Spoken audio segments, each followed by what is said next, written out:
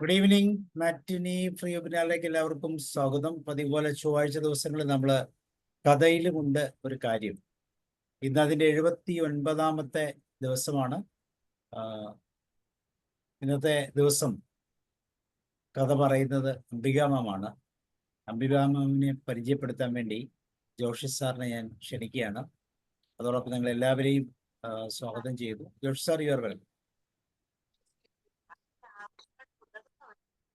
എല്ലാവർക്കും ഈ ചൊവ്വാഴ്ചയുടെ സായാഹ്നത്തിന്റെ എല്ലാ മംഗളങ്ങളും ആശംസിക്കുന്നു. പതിവുപോലെ നമ്മുടെ കഥയുടെ വൈകുന്നേരം. ഇന്നത്തെ നമ്മളുടെ അതിഥി കഥ അവതരിപ്പിക്കുവാനായിട്ട് ആദ്യമായിട്ടാണ് ഈ അംബിക എൽ മേഡം എത്തുന്നത്. നമ്മുടെ ഈ പ്ലാറ്റ്ഫോമിൽ ഇതിനു മുമ്പ് കയറിയിട്ടുണ്ട്. എന്നാൽ ഈ ഒരു ഉദ്യമത്തിൽ ആദ്യമായിട്ടാണ് വരിക. അംബിക മാഡത്തിനെ ഞാനൊന്ന് പരിചയപ്പെടുത്താം. എനിക്ക് കഴിഞ്ഞ കോവിഡ് കാലം നമ്മുടെ ഈ സൂം പ്ലാറ്റ്ഫോം ഒക്കെ അങ്ങോട്ട് പോപ്പുലറായി വരുന്ന ആ കാലം മുതൽ അംബികാജിയെ അറിയാം. ഫോറയം ക്ലബിലൂടെ, പിന്നീട് ഞങ്ങളുടെ യോഗ ഗ്രൂപ്പിലൂടെയൊക്കെ എനിക്ക് പരിചയമുണ്ട്. പേര് പറഞ്ഞതുപോലെ തന്നെ അംബിക എൽ ചേർത്തലയിലാണ് താമസിക്കുന്നത്. ജന്മം കൊണ്ടും ചേർത്തലക്കടുത്തുള്ള സ്ഥലത്താണ്. ആലപ്പുഴ ജില്ലയിൽ തന്നെയാണ് ജനിച്ചതും. അംബികാജിയുടെ ഹസ്ബൻഡിന്റെ പേര് ചന്ദ്രസേനൻ എന്നാണ്. എന്നാൽ അദ്ദേഹം അരൂർ കൾട്രോൺ യൂണിറ്റിലായിരുന്നു. അവിടെ നിന്ന് റിട്ടയറും ചെയ്തു.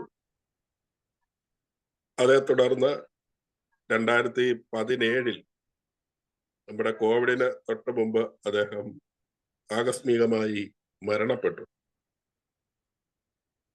അംബികാജി PWDയിൽ ജോലി ചെയ്ത ആളാണ്.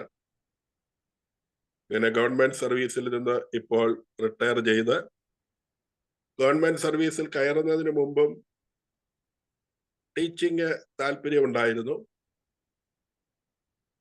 പോളിടെക്നിക് സിവിൽ ഡിപ്ലോമ ഹോൾഡർ ആയിരുന്നു. ആ കാലയളവിൽ തന്നെ അർത്തുങ്കൽ ITCയിൽ അധ്യാപികയായിരുന്നു. റിട്ടയർമെന്റിന് ശേഷവും തൻ്റെ ആ ഒരു പാഷൻ, പഠിപ്പിക്കാനായിട്ടുള്ള ആ ഒരു വലിയ താല്പര്യം, വെറുതെ ഇരിക്കാനായിട്ടുള്ള അത്ര താല്പര്യമില്ല. അതുകൊണ്ട് വീണ്ടും ഇപ്പോൾ നിലവിൽ അർത്തുങ്കൽ ITIയിലെ ഇൻസ്ട്രക്ടറാണ്. ഒരു മകളുണ്ട്, മകൾക്കും ഒരു മകളുണ്ട്. അപ്പോൾ ശരിക്കും ഒരു വലിയമ്മയാണ്, അമ്മൂമ്മയാണ്. അതിൻ്റെതായ എല്ലാ പക്വതയും പാകതയുമുള്ള ആള് തന്നെയാണ്. ഇപ്പൊ നമ്മൾ കാണുന്ന ഈ ചിരി പോലെ തന്നെ എനിക്ക് ഈ ആളിനെ പരിചയപ്പെടുത്തുമ്പോൾ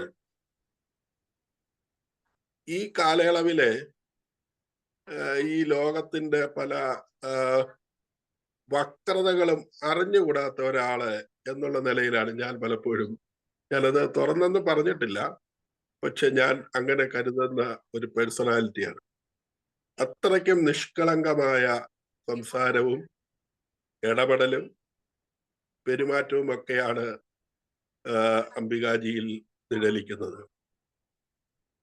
അങ്ങനെ അധികം പേരെ ഒന്നും നമുക്ക് അങ്ങനെ കാണാൻ പറ്റുകയില്ല എന്നുള്ളത് ശരിയാണ്. ഈ സമീപകാലത്തായിട്ട് ഒരുപക്ഷെ ആ സ്വഭാവ വ്യത്യാസത്തും കൊണ്ടാകാം ഇപ്പോൾ ബ്രഹ്മകുമാരീസിന്റെ ഒരു നല്ല പ്രവർത്തക കൂടിയാണ്. ഞങ്ങളുടെ യോഗ ഗ്രൂപ്പിൽ മിക്കവാറും എല്ലാ ദിവസങ്ങളിലും ഏറ്റവും അവസാനത്തെ മെഡിറ്റേഷൻ നേതൃത്വം നൽകുന്നത് ബഹുമാനപ്പെട്ട അംബികാജിയാണ്. ഈ അർത്ഥത്തിലൊക്കെയാണ് എനിക്ക് നിങ്ങളുടെ മുമ്പിൽ ഒട്ടും അതിശയോക്തി കലരാത്ത വാക്കുകളിലൂടെ പരിചയപ്പെടുത്താനുള്ളത്. തീർച്ചയായിട്ടും നമ്മുടെ ഈ പ്ലാറ്റ്ഫോമിന് ഒരു ഐശ്വര്യവും അലങ്കാരവുമാണ് ആയിരിക്കും ഇന്നത്തെ ഈ കൂടിച്ചേരലിലൂടെ ലഭിക്കുന്നതെന്ന് ഞാൻ വിചാരിക്കുന്നു. അതുപോലെ തന്നെ മറ്റൊരു സന്തോഷമുള്ളത്, അംബികാജി ഇന്ന് ഇവിടെ അവതരിപ്പിക്കുന്ന 2 കഥകൾ, നേരമുണ്ടെങ്കിൽ 2 കഥകൾ, ഇല്ലെങ്കിൽ 1 കഥ. ആ കഥ അത് നമുക്ക് ഏറ്റവും പ്രിയപ്പെട്ട മോഹൻ നയനാർ സാറിന്റെ കഥകളാണ്. നയനാർ സാറ് നമ്മുടെ ഈ ഗ്രൂപ്പിന്, ഈ പ്ലാറ്റ്ഫോമിന് ഏറെ പ്രിയങ്കരനാണ്, പ്രധാനപ്പെട്ട ആളാണ്. അതുപോലെ തന്നെ ഈ ഞങ്ങൾ ഒന്നായിരിക്കുന്ന പുനർനവ യോഗ ഗ്രൂപ്പിന്റെയും അവിഭാജ്യ ഘടകമാണ്. അപ്പോൾ ആ അർത്ഥത്തിലെല്ലാം എനിക്ക് പ്രത്യേകിച്ചും വളരെ സന്തോഷമുള്ള ഒരു ദിനമായി ഞാൻ ഇതിനെ കരുതുന്നു. ഒരുപാട് സമ്മർദ്ദമൊന്നും ചെലുത്താതെ തന്നെയാണ് ഈ കഥ പറയാൻ. എളിമ കൊണ്ട് എനിക്കത് സാധിക്കുമോ എന്നൊക്കെ ചോദിച്ചു എന്നുള്ളതല്ലാതെ അതിനപ്പുറത്തേക്ക് ഒരു തലക്കനവും പ്രകടിപ്പിക്കാതെ തന്നെ നമ്മുടെ ഈ പ്ലാറ്റ്ഫോമിലേക്ക് കടന്നു വന്ന അംബികാജിയെ ഇവിടെ കൂടിയിരിക്കുന്ന എല്ലാവരുടെയും പേരില് സ്നേഹത്തോടെ, ഏറെ സന്തോഷത്തോടെ, സാബു സാറിന്റെ പേരിൽ ഉൾപ്പെടെ സ്വാഗതം ചെയ്യുന്നു. Thank you.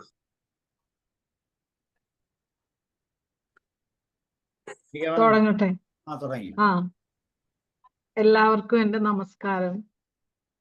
ഞാൻ ഇന്നിവിടെ അവതരിപ്പിക്കുന്നത് നമ്മുടെ മോഹൻദാസ് നായനാർ സാറിന്റെ കാടെല്ലാം പിച്ചിപ്പൂ എന്ന കഥാസമാഹാരത്തിലെ ഒരു കഥയായ കാടെല്ലാം പിച്ചിപ്പൂ എന്ന കഥ തന്നെയാണ്. തുടങ്ങട്ടെ?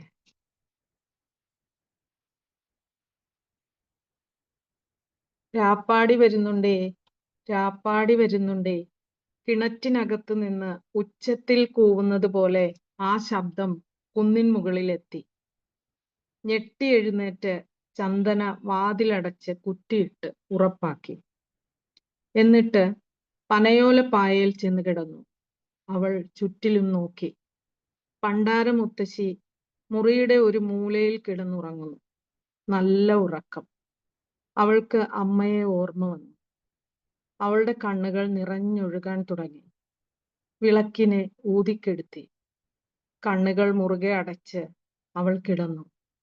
മിഴികൾ ഇറുകെ അടയുമ്പോഴും രാപ്പാടിയുടെ രൂപം മിഴികൾക്കുള്ളിൽ തെളിഞ്ഞു കണ്ടു. വൃദ്ധൻ രാപ്പാടി മരിച്ചുപോയി. വാതിലിനിടയിൽ കൂടി അയാളെ കണ്ട ഓർമ്മയാണ് അവൾക്കുള്ളത്. കൊമ്പൻ മീശയും നീണ്ട താടിയും വലിയ കണ്ണുകളും തലയിൽ കറുത്ത തലക്കെട്ടും കഴുത്തിൽ തടിച്ച നൂൽക്കയറും കയ്യിൽ റാന്തൽ വിളക്കും തോളിൽ വലിയ ഭാണ്ഡക്കെട്ടും ചുമന്ന്, എല്ലാം ചേർന്ന ഭാരം കാരണമാണോ എന്നറിയില്ല, മണി മുഴങ്ങുന്നത് പോലെയുള്ള ശബ്ദത്തിൽ രാപ്പാടി വരുന്നുണ്ടേ, രാപ്പാടി വരുന്നുണ്ടേ എന്ന് ഉച്ചത്തിൽ വിളിച്ചു പറഞ്ഞുകൊണ്ട് വരുമായിരുന്നു. കൂരിരുട്ടിൽ കാണുമ്പോൾ അയാളുടെ രൂപം ഭയത്തിലാഴ്ത്തും. അപ്പോൾ അയാൾ മണ്ണടിഞ്ഞു കഴിഞ്ഞു.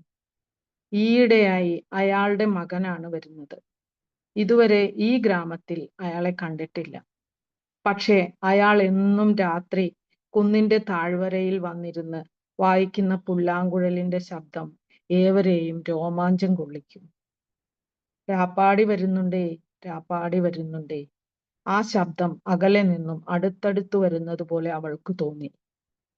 അവൻ വരുന്ന വഴിയിലേക്ക് മനസ്സിനെ സഞ്ചാരത്തിന് അനുവദിച്ചു. അപ്പോൾ കുളത്തിന്റെ കരയിലുള്ള കുന്നിൽ കയറിയിട്ടുണ്ടാവും. അടുത്തത് ഒരു സമതലം. അത് കഴിഞ്ഞാൽ പൂക്കുന്ന്, മത്തുപിടിപ്പിക്കുന്ന സുഗന്ധമുള്ള പിച്ചിപ്പൂക്കളും മുല്ലപ്പൂക്കളും വിടർന്നു നിൽക്കുന്ന പൂക്കുന്ന്. വൈകുന്നേരങ്ങളിൽ കുളത്തിൽ നിന്നും വെള്ളം എടുക്കാൻ പോകുമ്പോൾ ആ പൂക്കളുടെ സുഗന്ധം ശ്വാസം മുട്ടിക്കും. ഇരുട്ടിക്കഴിഞ്ഞാൽ നാനാഭാഗത്തു നിന്നും ഇഴഞ്ഞു വരുന്ന പാമ്പുകളെ കുറിച്ചുള്ള ചിന്തകൾ ഭയം ജനിപ്പിക്കും. ഈ രാത്രി വേളയിൽ അവൻ എങ്ങനെയാണോ വരുന്നത്. രാപ്പാടി വരുന്നുണ്ടേ, രാപ്പാടി വരുന്നുണ്ടേ, രാത്രിക്കുള്ള ഭിക്ഷ തരൂ. നല്ല കാലം വരാൻ പോകുന്നു. നാടും വീടും സുഭിക്ഷമാകാൻ പോകുന്നു. ഈ രാപ്പാടിക്ക് ഭിക്ഷ തരൂ. അപ്പോൾ അവൻ സമതലത്തിലേക്ക് വന്നു കഴിഞ്ഞു. ആവോ, ഇനി ആദ്യം ജന്മിയുടെ വീട്. അവിടെയാണ് അവന് വലിയ നാഴിക്ക് 4 നാഴി അരിയും നാളികേരവും നവധാന്യങ്ങളും ആദ്യ ദിവസം അവന്റെ മുന്നിൽ വയ്ക്കുക. പിന്നെയുള്ള ദിവസങ്ങളിൽ നാഴി അരി മാത്രം. അതിന്റെ അടുത്ത വീട് കുട്ടിസ്വാമിയുടേതാണ്. അതിന്റെ അടുത്തത് പാമ്പാട കിഴവിയുടെ വീട്. പിന്നെ തായം വീട്. അവസാനം ഈ വീട്. ഏയ് രാപ്പാടി, ഇന്ന് നിനക്ക് 26 വീടുകളിലെ ദാനമേ ലഭിക്കൂ. ഇന്ന് ഈ വാതിൽ നിനക്കായി തുറക്കില്ല. ഞങ്ങളുടെ വീട്ടിൽ അവൾക്ക് ഗദ്ഗതം കൊണ്ട് തൊണ്ടയിടറി, ശ്വാസഗതി മാറി, കണ്ണീർ കവിഞ്ഞൊഴുകി. പരന്നു കിടക്കുന്ന വയലേലകൾ, നിരനിരയായി നിൽക്കുന്ന ചെറിയ കുന്നുകൾ, അവയുടെ മുകളിലായി ഒരു സമതലം, അതിനുമപ്പുറം വലിയ മലകൾ, മല്ലികപ്പൂ കാടുകൾ, പാമ്പുകൾ. രാപ്പാടി ഇവയെല്ലാം മനക്കണ്ണുകളിൽ കണ്ടുകൊണ്ടിരിക്കെ അവൾ മെല്ലെ ഉറക്കത്തിലാണ്. രാപ്പാടി വരുന്നുണ്ടേ, രാപ്പാടി വരുന്നുണ്ടേ എന്ന ശബ്ദം കുറഞ്ഞു കുറഞ്ഞ് കേൾക്കാതായി ഇരുളിൽ ലയിച്ചു. ഗ്രാമം വീണ്ടും പിച്ചിപ്പൂവിന്റെ സുഗന്ധത്തിൽ മുങ്ങി നിന്നു. ഭിക്ഷ കിട്ടിയ സാധനങ്ങളുമായി രാപ്പാടി ഒറ്റയടി പാതയിലൂടെ നടന്ന് വയലേലകളിൽ എത്തി. അവന്റെ കയ്യിലുണ്ടായിരുന്ന റാന്തൽ വിളക്കിന്റെ പ്രകാശം രാത്രിയുടെ ഇരുട്ടിൽ അവന് വഴി തെളിയിച്ചു കൊണ്ടിരുന്നു. വയൽ വരമ്പത്തു കൂടെ നടന്ന് കുന്നിന്റെ താഴ്വരയിൽ അവൻ വന്നു നിന്നു. പാറക്കെട്ടുകളിലൂടെ അനായാസം കയറിയ അവൻ റാന്തലിന്റെ തിരി ഉയർത്തി മുകളിലേക്ക് നോക്കി. വിളക്കിന്റെ പ്രകാശത്തിൽ ഒറ്റക്കൽ മണ്ഡപം തെളിഞ്ഞു കണ്ടു. അച്ഛനോടൊപ്പം ഒറ്റ പ്രാവശ്യമേ അവൻ അവിടെ വന്നിട്ടുള്ളൂ എങ്കിലും എല്ലാ രീതികളും അവൻ മനസ്സിലാക്കിയിട്ടുണ്ടായിരുന്നു. മണ്ഡപത്തിൽ അവൻ റാന്തൽ കൊളുത്തിയിട്ടു. ഭാണ്ഡക്കെട്ടും പുതപ്പും ഒരു വശത്തേക്കായി വെച്ചു. പുറത്തിറങ്ങി ചെറിയ അരുവി എന്ന പോലെ ഒഴുകി വന്ന മലവെള്ളത്തിൽ കൈകാലുകൾ കഴുകിയിട്ട് കയറി വന്നു. പൊതിച്ചോറെടുത്ത് കഴിച്ചു. മുളന്തട്ടി എടുത്ത് മണ്ഡപത്തിന്റെ മുന്നിൽ വെച്ചു. എന്നിട്ട് റാന്തലിന്റെ തിരി താഴ്ത്തി അല്പനേരം ശാന്തമായി കണ്ണടച്ചിരുന്നു. പിന്നീട് ഭിക്ഷ കിട്ടിയതെല്ലാം തരംതിരിച്ച് കെട്ടുകളാക്കി വച്ചു. തലപ്പാവഴിച്ച് നിലത്ത് വിരിച്ചിട്ട് അതിലിരുന്നു. പുല്ലാങ്കുഴൽ എടുത്ത് വായിക്കാൻ തുടങ്ങി. ഇതുവരെയും കേട്ടിട്ടില്ലാത്ത ഒരു മധുര ഗാനം ഗ്രാമത്തിന്റെ 8 ദിക്കുകളിലും മാറ്റൊലിക്കൊണ്ടു. വെള്ളപ്പട്ട് പുതച്ചതുപോലെ മുല്ലയും പിച്ചിയും വിടർന്നു നിൽക്കെ അവയുടെ അടിയിൽ പാമ്പുകൾ ചുറ്റിപ്പിണഞ്ഞ് പരസ്പരം വരിഞ്ഞു. പൂങ്കോഴി കൂകി മുളങ്കമ്പുകൾ കൊണ്ട് തട്ടുന്ന ശബ്ദം കേട്ട് പണ്ടാര മുത്തശ്ശി ഉണർന്നു. ഏയ് ചന്ദന, ചന്ദന, എഴുന്നേൽക്ക്, പൂക്കാരൊക്കെ പോയിക്കഴിഞ്ഞു. മുളങ്കമ്പുകൾ തമ്മിൽ മുട്ടി വലിയ ശബ്ദമുണ്ടാക്കിക്കൊണ്ട് ബാലന്മാർ മുന്നിട്ട് നടന്നു. പിറകെ ഗ്രാമത്തിലെ പുരുഷന്മാരും സ്ത്രീകളും ചൂരൽ കുട്ടകൾ ചുമലിൽ തൂക്കിയിട്ടുകൊണ്ട് കുന്നിൻ താഴ്വര നോക്കി നടന്നു തുടങ്ങി. കിഴക്ക് വെള്ള കീറും മുമ്പ് തന്നെ പിച്ചി, മുല്ല, പൂമൊട്ടുകൾ നുള്ളിയെടുത്ത് പനയോലക്കൂടകളിൽ കെട്ടി പടിഞ്ഞാറോട്ട് പോകുന്ന വണ്ടിയിൽ അയക്കേണ്ടതുണ്ട്. പൂക്കളുടെ സുഗന്ധം നുകർന്ന് മയങ്ങിക്കിടക്കുന്ന പാമ്പുകളെ ആട്ടിയോടിക്കുവാൻ വേണ്ടിയാണ് ഈ ഓട്ടവും ബഹളവും. ചന്ദന എണീറ്റതേയില്ല. പണ്ടാരമുത്തശ്ശി എണീറ്റ് വാതിലിന്റെ സാക്ഷി എടുക്കാൻ ശ്രമിച്ചു. സാധിച്ചില്ല. ജനൽ തുറന്ന് പുറത്തേക്ക് നോക്കി. കിഴക്ക് വെളിച്ചം പരന്നിരുന്നു. എടി മൂദേവി, എണീക്ക് എന്ന് നീരസത്തിൽ പറഞ്ഞുകൊണ്ട് ചന്ദനയുടെ അരികിൽ ചെന്നു. ചന്ദനയുടെ മുഖം വിളറി നിർവികാരമായിരുന്നു. മുത്തശ്ശി അവളുടെ തോളിൽ തട്ടി.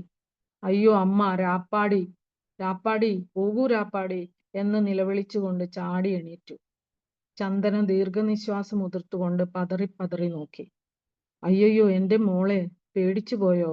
രാത്രി രാപ്പാടിയുടെ ശബ്ദം കേട്ട് പേടിച്ചു പോയോ? ഇന്ന് തന്നെ ഞാൻ നിനക്ക് നൂല് ജപിച്ച് കെട്ടിത്തരാം. പേടിക്കേണ്ട, പോയി മുഖം കഴുകി മുത്തശ്ശി അവളുടെ അരികിൽ കാൽ നീട്ടിയിരുന്നു. അവളുടെ ശിരസിൽ തലോടിക്കൊണ്ട്, നിന്റെ അമ്മയുണ്ടായിരുന്നെങ്കിൽ നീ ഭയപ്പെടില്ല. അച്ഛനെയും അമ്മയെയും അവസാനം ഒന്ന് കാണാൻ കൂടി പറ്റിയില്ലല്ലോ. ആറ്റുവെള്ളമല്ലേ കൊണ്ടുപോയത്. ഇന്ന് 4 ദിവസമായതല്ലേ ഉള്ളൂ. എല്ലാം കഷ്ടകാലം തന്നെ. ആരോട് പറഞ്ഞു കരയാനാണ്. ചന്ദന മുത്തശ്ശിയുടെ മടിയിൽ മുഖമമർത്തി തേങ്ങി തേങ്ങി കരഞ്ഞു. പിച്ചി മുല്ലമൊട്ടുകൾ നിറഞ്ഞ കൂടകളുമായി ഒരു പാറയിൽ നിന്നും മറ്റൊരു പാറയിലേക്ക് ചാടി ബാലന്മാർ ഇറങ്ങി വന്നു. വന്ന പണി കഴിഞ്ഞ് സ്ത്രീകൾ സംസാരിച്ചുകൊണ്ട് നടന്നു. ഏയ്, ഇതാണ് ആ വീട് എന്നൊരു സ്ത്രീ ചൂണ്ടിക്കാണിച്ചു. ഏതാണ്? പിന്നിൽ നിന്ന് ഒരു സ്ത്രീ മുന്നോട്ട് വന്ന് ചോദിച്ചു. അവിടെ നോക്ക്, ആ അവസാനത്തെ മരവീട്. പെണ്ണിന് കല്യാണത്തിനായി വരന്റെ വീട്ടുകാരോട് സംസാരിക്കാൻ പോകുന്ന വഴിയിൽ പാലത്തിൽ നിന്നും വണ്ടി മറിഞ്ഞ് വെള്ളത്തിനോടൊപ്പം ഒഴുകിപ്പോയവരുടെ വീട്. കിഴവി ഇനിയും ചാകാതെ കിടക്കുന്നു. അവരുടെ മകൾ പോയി. നോക്കണേ, ഇതെന്തു കഥ. പെണ്ണിന്റെ കല്യാണവും മുടങ്ങിപ്പോയല്ലോ. കഷ്ടം തന്നെ. ചന്ദനയുടെ വീടിന്റെ അരികിലെത്തിയപ്പോൾ അവർ സംസാരം നിർത്തി പടികൾ ഇറങ്ങിപ്പോയി. മേടമാസ ചന്ദ്രിക ചാരുതയോടെ പ്രകാശിച്ചു കൊണ്ടിരുന്നു. മേടത്തിലെ 13-ാം തീയതി കിഴവിയുടെ മകളും മരുമകനും മരിച്ചതിന്റെ 14-ാം ദിവസം. അയൽവക്കത്തുള്ളവർ ചന്ദനയുടെ വീട്ടുമുറ്റത്ത് ഒത്തുകൂടി. പണ്ടാരമുത്തശ്ശി മരണാനന്തര ചടങ്ങുകൾ ഒരു വിധത്തിൽ ചെയ്തു തീർത്തു. വന്നവരെല്ലാം ചടങ്ങുകൾ തീർന്നതും പോയി. ജന്മിയുടെ വീട്ടിലെ കാര്യസ്ഥൻ മാത്രം വേപ്പിന്റെ നിഴലിലിരുന്ന് വെറ്റിലയിൽ ചുണ്ണാമ്പ് തേച്ചുകൊണ്ടിരുന്നു. എല്ലാവരും പോയി കഴിഞ്ഞോ എന്ന് നാലുപാടും നോക്കിയിട്ട്, ഏയ് പണ്ടാരം, ഇവിടെ വാ, ഒരു കാര്യം പറയാനുണ്ട് എന്ന് പറഞ്ഞ് പണ്ടാരം മുത്തശ്ശിയെ വിളിച്ചു. മുത്തശ്ശി വന്നു. വെറ്റില മുറുക്കിക്കൊണ്ട് അയാൾ മുത്തശ്ശിയുടെ മുഖത്ത് നോക്കി. ജന്മിക്ക് നല്ല മനസ്സാണ്. അദ്ദേഹം പറഞ്ഞതെന്താന്ന് വെച്ചാൽ, നാളെ മുതൽ ചന്ദനയുടെ അമ്മ ചെയ്തുകൊണ്ടിരുന്ന പണി ചന്ദന ചെയ്യട്ടെ. അവളുടെ കല്യാണത്തിനെന്നും പറഞ്ഞ് അവളുടെ അമ്മ 500 രൂപ വാങ്ങിയിട്ടുണ്ട്. ആ കടം തീരുന്നത് വരെ പണി ചെയ്യട്ടെ. പിന്നെയുള്ള കാര്യം പിന്നീട് നോക്കാം എന്ന് പറഞ്ഞിട്ട് വായിലെ മുറുക്കാൻ നീട്ടി തുപ്പിയിട്ട് പടിയിറങ്ങി നടന്നു. അകത്തിരുന്ന് ചന്ദനയും ഇതെല്ലാം കേട്ടുകൊണ്ടിരുന്നു. മുത്തശ്ശി അകത്തേക്ക് വന്നു. വരുമ്പോൾ എല്ലാം ഒന്നിച്ചാണ് വരുന്നത്. ജന്മി വീട്ടിലെ പണി എന്ന് വെച്ചാൽ എന്തൊരു പണിയാണ്. ക്ഷേത്രക്കിണറ്റിൽ വെള്ളം കോരിയാലും തീരും. ജന്മി വീട്ടിൽ പണി തീരുകയേയില്ല. പടിഞ്ഞാറ് അസ്തമിച്ച സൂര്യൻ വീണ്ടും ചുമന്ന പ്രകാശം പരത്തിക്കൊണ്ട് കിഴക്കുതിച്ചു. ചന്ദന ജന്മിയുടെ വീട്ടുപണിക്ക് പോയില്ല. അടുക്കളയിൽ പണി ചെയ്തുകൊണ്ടിരുന്നു. പണ്ടാരമുത്തശ്ശി മുറ്റത്ത് ചുള്ളിക്കമ്പുകൾ മുറിച്ച് ചെറുതാക്കിക്കൊണ്ടിരുന്നു. മുറ്റത്ത് സംസാരിക്കുന്ന ശബ്ദം കേട്ട് ചന്ദന ജനൽ വഴി എത്തി നോക്കി. ഓട്ടുവീട്ടിൽ പെരുമാൾ അയച്ച ആൾ മുത്തശ്ശിയോട് ഉറക്കെ എന്തോ പറഞ്ഞുകൊണ്ടിരിക്കുന്നു. നിന്റെ മകളുടെ ഭർത്താവ് നിലം പാട്ടത്തിനെടുത്തിരുന്നു. ഓരോ പ്രാവശ്യവും 8.5 ചാക്ക് നെല്ല് യജമാനന് അളക്കേണ്ടതാണ്. 219 രൂപയും കൊടുക്കേണ്ടതാണ്. ഇപ്പോ അവനും ഇല്ലാതായി കഴിഞ്ഞു. ഈ വീട് ഒഴിഞ്ഞു തന്നിട്ട് ചന്ദനയെ അവരുടെ പാടത്തെ പണിക്ക് അയക്കണമെന്ന് യജമാനൻ പറയാൻ പറഞ്ഞു. കോപത്തോടെയും നീരസത്തോടെയും ഇത്രയും പറഞ്ഞിട്ട് അയാൾ പോയി. അയാൾ പോയ വഴിയിലേക്ക് നോക്കി, മഹാപാപി, നീ നശിച്ചു പോകും എന്ന് മുത്തശ്ശി ശപിച്ചു. അടുപ്പിൽ വിറക് കത്താതെ പുകഞ്ഞുകൊണ്ടിരുന്നു. ചന്ദനയുടെ മനസ്സും പുകഞ്ഞുകൊണ്ടിരുന്നു. ചന്ദന, നീ എന്താണ് ചെയ്യാൻ പോകുന്നത്? മോളെ, അവരെല്ലാം ജീവിച്ചിരുന്നപ്പോൾ നിന്നെ പൊന്നുപോലെ സംരക്ഷിച്ചു. എനിക്ക് എന്ത് ചെയ്യാൻ കഴിയും? ദേവിയോടും ഹനുമാൻ സ്വാമിയോടും പ്രാർത്ഥിക്കൂ, നല്ലത് വരട്ടെ. പുകഞ്ഞുകൊണ്ടിരുന്ന വിറക് ആളിക്കത്താൻ തുടങ്ങി. പുകഞ്ഞുകൊണ്ടിരുന്ന അവളുടെ മനസ്സും അതുപോലെ ആളിക്കത്താൻ തുടങ്ങി. ഏയ് മുത്തശ്ശി, മിണ്ടാതിരിക്കെ. ഹനുമാൻ മണ്ണാങ്കട്ട, ദേവിയാണ് പോലും. ദേവി കരിങ്കല്ല്. ദിവസവും വിളക്ക് കത്തിച്ച് പൂവിട്ട് പൂജിച്ചല്ലോ ആ കരിങ്കൽ പ്രതിമയ്ക്ക്. അതിനുള്ള പ്രതിഫലം ഉടനെ തന്നെ കയ്യിൽ കിട്ടിയില്ലേ? ആവേശത്തോടെ അകത്തേക്ക് ഓടിയ ചന്ദന ചുമരിൽ നിന്നും ഹനുമാന്റെ ചിത്രത്തെ ഇളക്കിയെടുത്തുകൊണ്ട് പുറത്തേക്ക് വന്നു. കരിങ്കല്ലിലേക്ക് വീശി എറിഞ്ഞു. എന്നിട്ട് വീണ്ടും അകത്തേക്ക് ഓടി. നിലവിളക്കിന്റെ പിറകിൽ ഇരുന്ന ശിവൻ പാർവതി പ്രതിമയെ കയ്യിലെടുത്തവൾ അതിനെ സൂക്ഷിച്ചു നോക്കി. അവളുടെ മിഴികൾ നിറഞ്ഞു കവിഞ്ഞു. മകരമാസത്തെ ഉത്സവകാലത്ത് അവളുടെ അച്ഛൻ ഉത്സവപ്പറമ്പിൽ നിന്നും വാങ്ങിത്തന്നതാണ്. ശക്തിയില്ലാത്ത ശക്തിയെ, നീയും മണ്ണ് തന്നെയല്ലേ, നീയും പൊയ്ക്കോ. നിനക്കും നിലവിളക്കും പൂവും വെച്ച് പൂജയും ചെയ്തില്ലേ ഞാൻ. എന്റെ അച്ഛനെയും അമ്മയെയും നീ രക്ഷിച്ചില്ലല്ലോ, തുലഞ്ഞു പോ എന്ന് പറഞ്ഞുകൊണ്ട് അതിനെയും വീശിയെറിഞ്ഞു. ശിവൻ ചിതറി നിലത്തു വീണു. ശക്തി ചെളിമണ്ണിൽ പുതഞ്ഞു. മുത്തശ്ശി അമ്പരന്നിരുന്നുപോയി. അവരുടെ നാവ് ചലിച്ചില്ല. ഗ്രാമത്തിൽ ഇതുവരെയും സംഭവിക്കാത്ത ഒന്നാണിത്. ചന്ദന മരക്കെട്ടിൽ ചെന്ന് കിടന്നു. ഉറക്കം തന്നെ ഉറക്കം. ദുഃഖത്തിന്റെ അത്യഗാധതയിൽ അവൾ ഉറങ്ങിപ്പോയി. മേടമാസത്തെ പൗർണമി ആകാശത്തുയർന്നു. മരക്കുടിലിന്റെ മുകളിൽ മേഞ്ഞ ഓലകളുടെ ഇടയിലൂടെ നിലാവെളിച്ചം അകത്തു വന്ന് ചന്ദനയുടെ മുഖത്ത് വീണു. അവൾ ഉറക്കമുണർന്നു. മനോവിഷമത്തിന് ശമനമുണ്ടായിരുന്നു. അന്ന് നടന്ന സംഭവങ്ങളെ ഓർത്തു നോക്കി അവൾ ദീർഘനിശ്വാസത്തിലാണ്ടു. കട്ടിലിൽ നിന്നും എണീറ്റു. മനസ്സിൽ ഏതോ ഒരു പ്രതീക്ഷയുടെ പൂക്കൾ വിടർന്നതുപോലെ തോന്നി അവൾക്ക്. കിണറ്റിൻ കരയിലേക്ക് ചെന്ന് അവൾ പുറത്തു നിന്നിരുന്ന അടുക്കുമുല്ലപ്പൂക്കൾ എല്ലാം അവൾ പറിച്ചെടുത്തു. എന്നിട്ട് പൂക്കൾ കെട്ടി അവൾ മാലയാക്കി. കുളിച്ചിട്ട് വന്ന് പെട്ടിയിലിരുന്ന അലക്കിയ വസ്ത്രങ്ങൾ എടുത്ത് ധരിച്ചു. പൂമാല തലമുടിയിൽ ചൂടി. രാപ്പാടി വരുന്നുണ്ടേ, രാപ്പാടി വരുന്നുണ്ടേ. ശബ്ദം വളരെ അരികിൽ കേട്ടു. അവൾ പുറത്തു വന്നു നോക്കി. ഓരോ വീട്ടിലെയും വിളക്കുകൾ അണയുന്നത് അവൾ കണ്ടു. അവൾ അകത്തു കടന്നു. അരിക്കലത്തിൽ കൈയിട്ടു. അരി കയ്യിലെടുക്കാൻ അവൾ മടിച്ചു. മുമ്പൊരിക്കൽ അമ്മ പറഞ്ഞത് അവളുടെ മനസ്സിൽ തെളിഞ്ഞു. ഒരു കന്യകയെ രാപ്പാടി കാണാൻ പാടില്ല. കന്യക രാപ്പാടിക്ക് ഭിക്ഷ കൊടുക്കാൻ പാടില്ല.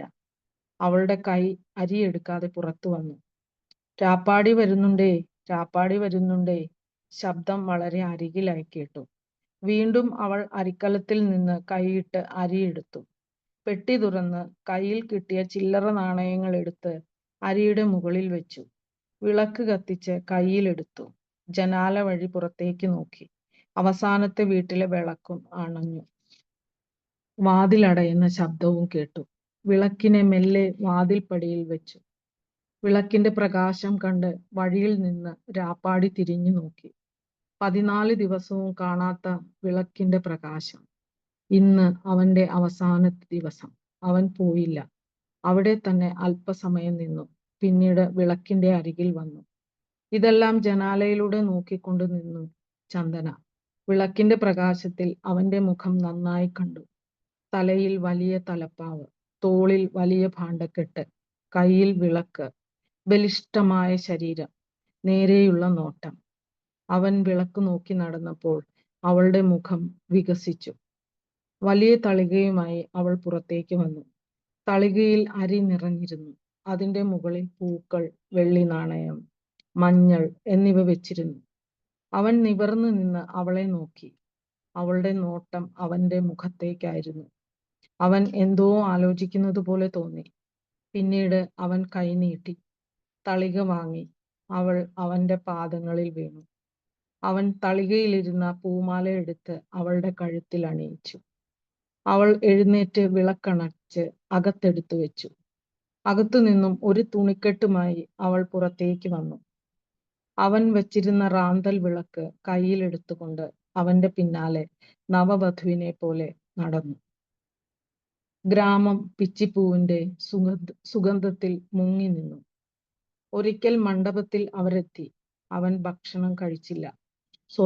ഒറ്റക്കൽ മണ്ഡപത്തിൽ അവരെത്തി. അവൻ ഭക്ഷണം കഴിച്ചില്ല. പുല്ലാങ്കുഴൽ എടുത്ത് വായിക്കുവാൻ തുടങ്ങി. ഇതുവരെ കേൾക്കാത്ത മനോഹര സംഗീതം നടന്നു. അവളുടെ മുഖം പ്രസന്നമായി. അവൻ സ്വന്തം കഴുത്തിൽ കിടന്ന നൂൽക്കയറെടുത്ത് അവളുടെ കഴുത്തിൽ കെട്ടി.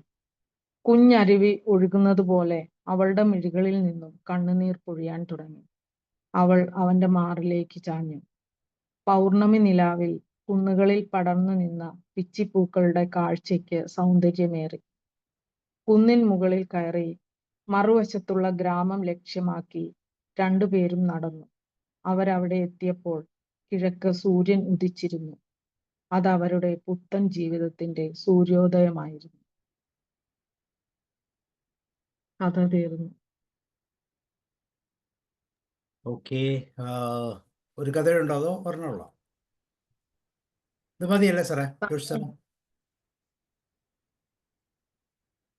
ഒരു കഥ ഏ ചെറിയ കഥയാണോ? സമയമുണ്ടോ? സമയമുണ്ട്. സമയമുണ്ട്, പറഞ്ഞു. ആണോ? ഒരു കഥ കൂടി വായിക്കാം. ആയിക്കോട്ടെ. കുഴപ്പമില്ലായിരുന്നല്ലോ ഇല്ല വായന, ഇല്ല. കുഴപ്പമില്ലായിരുന്നല്ലോ. കുഴപ്പമില്ല, അതപ്പോ പറയും, അവര് പറയും, കുഴപ്പമൊന്നുമില്ല.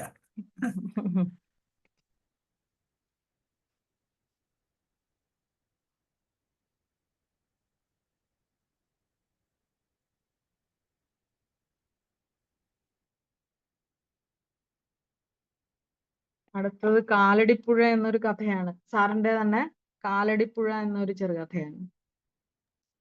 ഓക്കെ, പറഞ്ഞു. ആലുവ മണൽപ്പരപ്പിലൂടെ ശിവക്ഷേത്രത്തിലെ വിളക്കിന്റെ പ്രകാശത്തിൽ പെരിയാർ സാവധാനം ഒഴുകിക്കൊണ്ടിരിക്കുന്നു.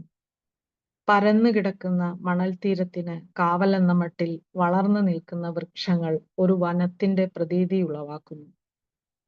നദിയുടെ ഗതി മാറിപ്പോകുന്നത് പോലെ ഒരു തോന്നലുണ്ടാകുന്നു. ശിവക്ഷേത്രത്തിന്റെ എതിർവശത്തായി ആശ്രമം അനന്യതയോടെ തല ഉയർത്തി നിൽക്കുന്നു. ലോകം മുഴുവൻ അദ്വൈത സിദ്ധാന്തം പ്രചരിപ്പിച്ച ജഗദ്ഗുരു ശങ്കരാചാര്യർ ജനിച്ചു വളർന്ന കാലടി. ആശ്രമത്തിന്റെ പിൻഭാഗത്ത് നിർമ്മിച്ചിട്ടുള്ള കരിങ്കല്ല് കൊണ്ടുള്ള മതിലിന്റെ മധ്യഭാഗത്തു നിന്നും കൽപ്പടവുകൾ പുഴയ്ക്ക് അഭിമുഖമായി നിൽക്കുന്നു. നദിയുടെ ഇപ്പോഴത്തെ പേര് കാലടി പുഴ. കാലടി ആശ്രമത്തിലേക്ക് അദ്ദേഹം വന്നിട്ട് ഒരാഴ്ച തികയുന്നു. കഴിഞ്ഞ ശനിയാഴ്ച സന്ധ്യസമയത്ത് കുളിക്കാൻ വന്നവർ കുളി കഴിഞ്ഞ് പോയ ശേഷം ഞാൻ തല തൂർത്തിക്കൊണ്ട് കരയിലേക്ക് വന്നപ്പോൾ നദിയുടെ പ്രവാഹത്തെ സസൂക്ഷ്മം നോക്കി അദ്ദേഹം അവിടെ നിൽക്കുന്നുണ്ടായിരുന്നു.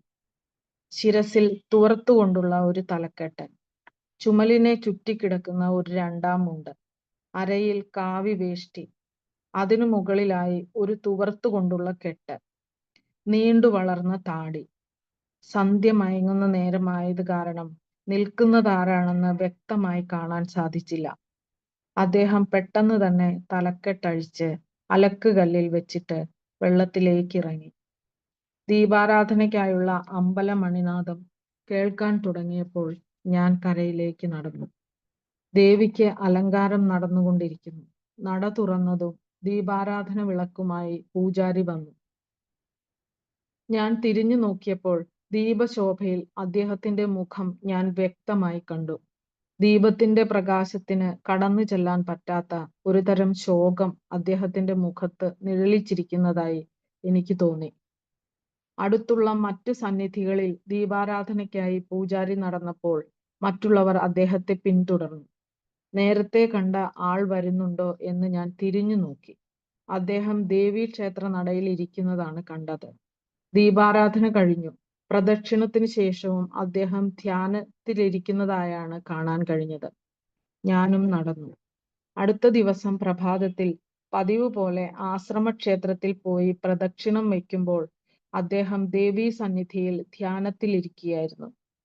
ക്ഷേത്ര കാവൽക്കാരോട് അന്വേഷിച്ചപ്പോൾ തലേ ദിവസം അമ്പലനട അടയുന്നതുവരെ ദേവീ സന്നിധിയിൽ ധ്യാനിച്ചു കൊണ്ടിരിക്കുകയായിരുന്നു എന്നും പൂജാരി ക്ഷേത്രമടയ്ക്കാറായി എന്നറിയിച്ചപ്പോൾ അദ്ദേഹം എഴുന്നേറ്റ് പോയി.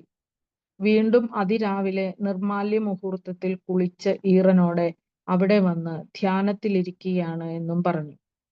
ദേവീ ദർശനത്തിന് ശേഷം ഒരു കൽത്തൂണിന്റെ പിന്നിൽ മറഞ്ഞു നിന്നുകൊണ്ട് ഞാൻ അദ്ദേഹത്തെ സശ്രദ്ധം വീക്ഷിച്ചു. മുഖത്ത് ദുഃഖം തളം കെട്ടി നിൽക്കുന്നു. കണ്ടാൽ ഒരു 45 വയസ്സ് തോന്നിക്കും. തലമുടി ഇനിയും നരച്ചു തുടങ്ങിയിട്ടില്ല. അരോഗദൃഢഗാത്രൻ.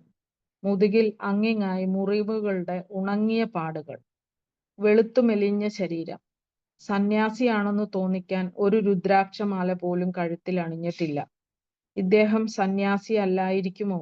കാഴ്ചയിൽ അന്യദേശക്കാരനാണെന്ന് തോന്നുന്നുമില്ല. 2 പ്രാവശ്യമേ ഞാൻ അദ്ദേഹത്തെ കണ്ടുള്ളൂ. എങ്കിലും അദ്ദേഹത്തിലുള്ള എന്തോ ഒന്ന് എന്നെ ആകർഷിക്കുന്നതായി എനിക്ക് തോന്നി. അദ്ദേഹത്തെക്കുറിച്ച് കൂടുതൽ അറിയണമെന്ന് മനസ്സിനുള്ളിൽ ആഗ്രഹമുണ്ടായി തുടങ്ങി. അദ്ദേഹത്തെക്കുറിച്ച് ചിന്തിച്ചുകൊണ്ട് എത്ര നേരം ഞാൻ നിന്നു എന്ന് എനിക്ക് തന്നെ അറിയില്ല. ആശ്രമത്തിലെ ഒരു സുഹൃത്ത് എന്റെ ചുമലിൽ തട്ടി വിളിച്ചപ്പോഴാണ് ഞാൻ ചിന്തകളിൽ നിന്ന് ഉണർന്നത്. അത്യാവശ്യ ജോലിക്കായി മറ്റൊരു സ്ഥലത്ത് പോയിട്ട് ഇന്നുച്ചയ്ക്കാണ് ഇവിടെ വന്നെത്തിയത്. യാത്രയിലുടനീളം അദ്ദേഹത്തെക്കുറിച്ചായിരുന്നു ചിന്ത. അദ്ദേഹം ആരാണ്? എന്താണ് ഈ ആഗമന ഉദ്ദേശ്യം? എന്താണ് ഇത്ര സങ്കടം? അദ്ദേഹം ഒരു സന്യാസിയാണോ? മിഥ്യയാണോ? ഞാൻ എന്തിനിങ്ങനെ എന്നെ തന്നെ അസ്വസ്ഥനാക്കുന്നു? കുളി കഴിഞ്ഞ് ഉച്ചഭക്ഷണം കഴിച്ചിട്ട് ക്ഷീണം തീർക്കാനായി കിടന്നപ്പോഴും എനിക്ക് ഉറക്കം വന്നില്ല. അദ്ദേഹം ഇപ്പോഴും ആശ്രമക്ഷേത്രത്തിലേക്ക് വരുന്നുണ്ടോ അതോ തിരിച്ചു പോയോ? അദ്ദേഹത്തോട് ഒരു വാക്കുപോലും സംസാരിക്കാനും സാധിച്ചില്ലല്ലോ. എന്തായാലും ആശ്രമ ഭാരവാഹിയോട് ചോദിച്ചാൽ വിവരം അറിയാമല്ലോ എന്ന് ഞാൻ കരുതി. ഞാൻ ആശ്രമത്തിലെ സ്വാമിജി താമസിക്കുന്ന സത്രത്തിലേക്ക് ചെന്നു. അപ്പോൾ അദ്ദേഹം പുറത്തെ വരാന്തയിൽ ഇട്ടിരിക്കുന്ന ചാരുകസേരയിൽ ഇരുന്ന് ഒരു മാസിക വായിക്കുകയായിരുന്നു. എന്നെ കണ്ടപ്പോൾ സ്നേഹപൂർവ്വം പുഞ്ചിരിച്ചുകൊണ്ട് വരൂ എന്ന ആംഗ്യം കാണിച്ച് ഇരിക്കാൻ പറഞ്ഞു. അല്പസമയം അദ്ദേഹം മൗനം ഭഞ്ജിച്ചു. വായിച്ചുകൊണ്ടിരുന്ന മാസിക എന്റെ നേർക്ക് നീട്ടി.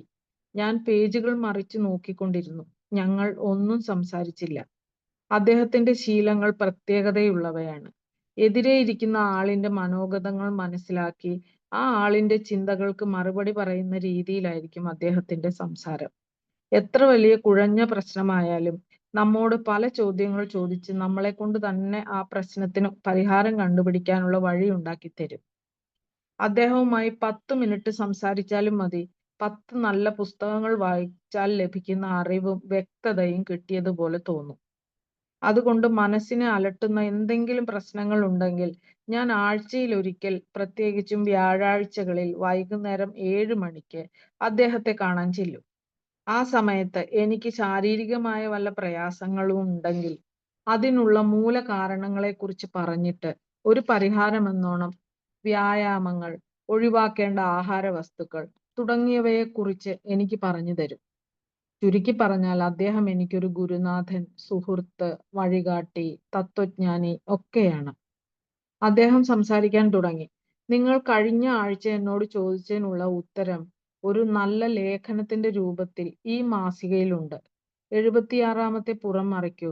അതിൽ ദീർഘമായ ധ്യാനം, ആഴത്തിലുള്ള ധ്യാനം എന്ന തലക്കെട്ടിൽ ധ്യാനത്തിന്റെ ലക്ഷ്യം, ധ്യാനം ചെയ്യേണ്ട രീതി, ഓരോ ഘട്ടത്തിലും അതുകൊണ്ടുണ്ടാകുന്ന ഫലങ്ങൾ, മനസ്സിന് ലഭിക്കുന്ന ശക്തി, അതിശയിപ്പിക്കുന്ന ദേശഭക്തി എന്നിവ വളരെ ഭംഗിയായി വിവരിക്കുന്നു. അദ്ദേഹം സംസാരം നിർത്തിയിട്ട് എന്റെ മുഖത്തേക്ക് നോക്കി. എന്നിട്ട്, ഇപ്പോൾ പറയൂ, ആശ്രമത്തിൽ പുതുതായി വന്നിരിക്കുന്ന ആ മനുഷ്യനെ പറ്റി അറിയാനല്ലേ നിങ്ങൾ ആഗ്രഹിക്കുന്നത്? ഞാൻ അതേ എന്ന് ശിരസിളക്കി. എന്റെ സമസ്യയ്ക്ക് ഉത്തരം ലഭിച്ചു എന്നുള്ള പ്രതീക്ഷയോടെ ഞാൻ അദ്ദേഹം പറയുന്നത് കേൾക്കാൻ ജിജ്ഞാസയോടെ കാത്തിരുന്നു. അദ്ദേഹം തുടർന്നു. ആ മനുഷ്യൻ കഴിഞ്ഞ ഒരു വർഷമായി ഞാനൊരു തീർത്ഥയാത്രയിലാണെന്നും ഈ ആശ്രമത്തിലേക്ക് വരാൻ ആഗ്രഹമുണ്ടെന്നും ഇവിടെ ദീർഘധ്യാനം ചെയ്യാനുള്ള സൗകര്യം ഒരുക്കി തരണമെന്നും അഭ്യർത്ഥിച്ചിരുന്നു. കഴിഞ്ഞ ശനിയാഴ്ച കടവിൽ വെച്ച് അദ്ദേഹത്തെ ആദ്യമായി കണ്ടത് നിങ്ങളാണ്. ആശ്രമത്തിലും ക്ഷേത്രത്തിലുമുള്ള ജീവനക്കാരോട് അദ്ദേഹത്തെ ഒരു തരത്തിലും ശല്യപ്പെടുത്തരുതെന്നും അദ്ദേഹം ഇഷ്ടാനുസരണം കഴിയട്ടെ എന്നും ഞാൻ പറഞ്ഞിരുന്നു. ക്ഷേത്രം തുറന്നിരിക്കുമ്പോൾ ദേവീ സന്നിധിയിലും മറ്റുള്ള സമയങ്ങളിൽ ധ്യാന മണ്ഡപത്തിലും അദ്ദേഹം ധ്യാനനിഷ്ഠനായിരിക്കുകയായിരുന്നു. ആദ്യത്തെ 3 ദിവസങ്ങളിൽ രാവിലെകളിൽ 7 കൂവളത്തിലയും ഒരു പാത്രത്തിൽ തുളസി തീർത്ഥവും മധ്യാഹ്നത്തിൽ ഇളനീർ, കദളിപ്പഴം എന്നിവയും അദ്ദേഹത്തിന്റെ അരികിൽ വയ്ക്കുവാൻ ഞാൻ പറഞ്ഞിരുന്നു. 2 ദിവസങ്ങൾ അദ്ദേഹം ഇളനീരും പഴങ്ങളും ഭക്ഷിച്ചു. 3-ാം ദിവസം മുതൽ ഇന്ന് രാവിലെ വരെ കിണ്ടിയിലെ തുളസി തീർത്ഥം മാത്രമേ കഴിക്കുന്നുള്ളൂ എന്ന് ഞാൻ മനസ്സിലാക്കി. 3 ദിവസങ്ങൾ ദേവീ സന്നിധിയിലും ധ്യാന മണ്ഡപത്തിലും കഴിഞ്ഞ അദ്ദേഹം ബാക്കിയുള്ള ദിവസങ്ങളിൽ ധ്യാന മണ്ഡപത്തിൽ തന്നെ ഇരിക്കുകയായിരുന്നു. തുടക്കത്തിൽ നിങ്ങൾ കണ്ടതുപോലെ അദ്ദേഹത്തിന്റെ മുഖത്ത് നിറഞ്ഞു നിൽക്കുന്ന ശോകം ഇപ്പോഴും അങ്ങനെ തന്നെ കാണപ്പെടുന്നു. ധ്യാന മണ്ഡപത്തിൽ 3 ദിവസങ്ങളായി ധ്യാനത്തിലിരുന്ന അദ്ദേഹം പുറത്തേക്ക് വന്നതേയില്ല. ഇങ്ങനെ ഇരിക്കുമ്പോഴാണ് ഇന്നലെ വൈകുന്നേരം ആ സംഭവം നടന്നത്. അദ്ദേഹം അല്പനേരം മൗനം ഭഞ്ജിച്ചു. ആൽമരത്തിൽ നിന്നും കാറ്റ് മെല്ലെ തലോടി കടന്നുപോയി. മൗനം ഭഞ്ജിച്ചുകൊണ്ട് അദ്ദേഹം തുടർന്നു. വിനോദയാത്ര വന്ന സ്കൂൾ കുട്ടികൾ ഗ്രന്ഥശാലയും മ്യൂസിയവും കണ്ടിട്ട് പുഴക്കടവിലേക്ക് ചെന്നു. നമ്മുടെ വഴികാട്ടിയും കൂടെ ഉണ്ടായിരുന്നു. കാലം, സ്ഥലം എന്നിവയെക്കുറിച്ച് പരാമർശിച്ചപ്പോൾ ഇവിടെയാണ് ആദിശങ്കരൻ ബാലനായിരുന്നപ്പോൾ സ്നാനം ചെയ്തതെന്നും ഇവിടെ വെച്ചാണ് പുഴയിലെ മുതല ആദിശങ്കരന്റെ കാലിൽ പിടിച്ചതെന്നും അപ്പോൾ അമ്മേ എന്നുച്ചത്തിൽ കരഞ്ഞപ്പോൾ അമ്മ വന്നു നിലവിളിച്ചു എന്നും എന്നെ സന്യാസം സ്വീകരിക്കാൻ സമ്മതിച്ചാലേ ഞാൻ രക്ഷപ്പെടൂ എന്നും ശങ്കരൻ പറഞ്ഞുവെന്നും അമ്മ വേറെ നിവൃത്തിയില്ലാതെ അനുവാദം നൽകിയെന്നുമുള്ള കാര്യങ്ങൾ വഴികാട്ടി പറഞ്ഞു. വിദ്യാർത്ഥികൾക്ക് വളരെ ഉത്സാഹം തോന്നി.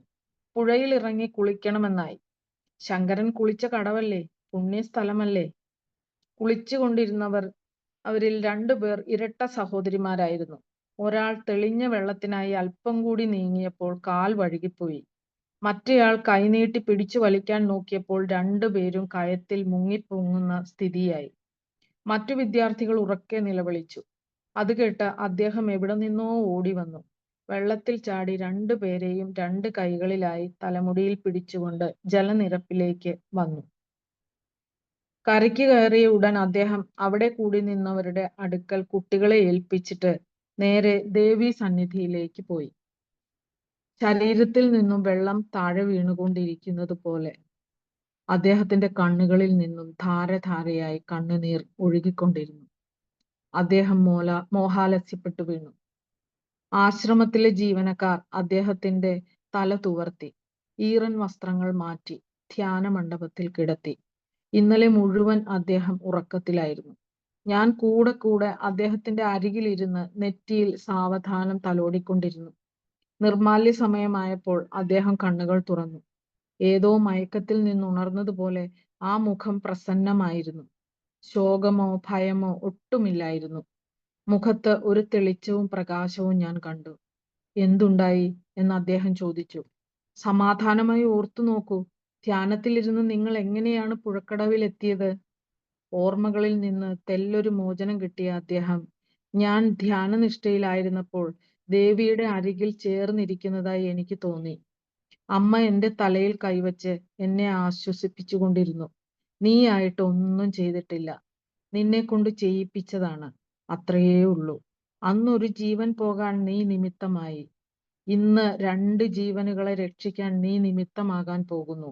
പെട്ടെന്ന് തന്നെ എഴുന്നേറ്റ് പോകൂ എന്ന് പറഞ്ഞു. പിന്നെ നടന്നതൊന്നും എനിക്കറിയില്ല എന്ന് പറഞ്ഞു. ഇനി ഞാൻ പറയാം.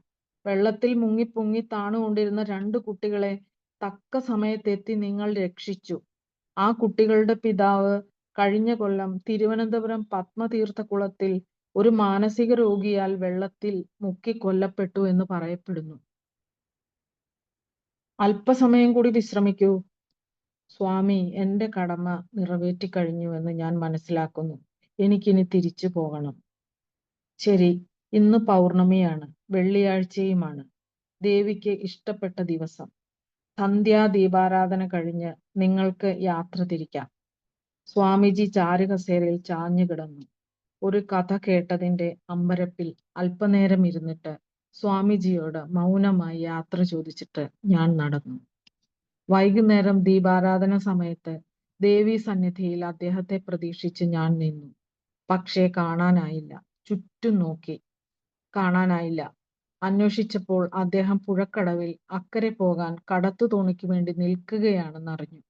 ഞാൻ വേഗത്തിൽ നടന്നു. എങ്ങനെയെങ്കിലും അദ്ദേഹത്തെ കാണണം, കണ്ടേ പറ്റൂ.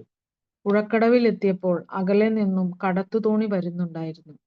കൽപ്പടവിൽ ഒരു മനുഷ്യൻ,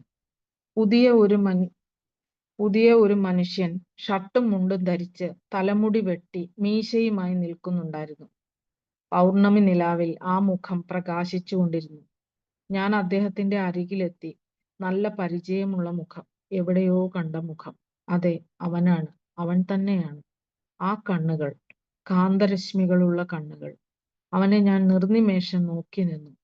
എങ്കിലും തിരുവനന്തപുരത്തെ പത്മതീർത്ഥക്കുളത്തിൽ ഒരു വൈകുന്നേരത്ത് ക്ഷേത്രത്തിലെ കാവൽക്കാരനെ ആക്രമിച്ച് കുളത്തിൽ മുങ്ങിക്കൊന്നവൻ, പോലീസുകാരാൽ പിടിക്കപ്പെട്ടവൻ, ആ നിഷ്ഠൂര കൃത്യത്തിന്റെ ചിത്രങ്ങളെ ടിവിയിലും അടുത്ത ദിവസം പത്രങ്ങളിലും കണ്ട് വായിച്ചും മനസ്സിൽ പതിഞ്ഞുപോയ മുഖം. അവനാണോ ഇദ്ദേഹം? ഇദ്ദേഹമാണോ അവൻ?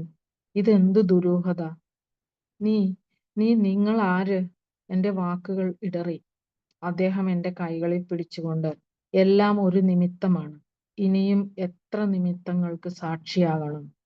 ഞാൻ പോയിട്ട് വരാം എന്ന് പറഞ്ഞു. കടത്തുതോണി കരയിലേക്ക് അടുക്കുന്നു. അദ്ദേഹം അതിൽ കയറി.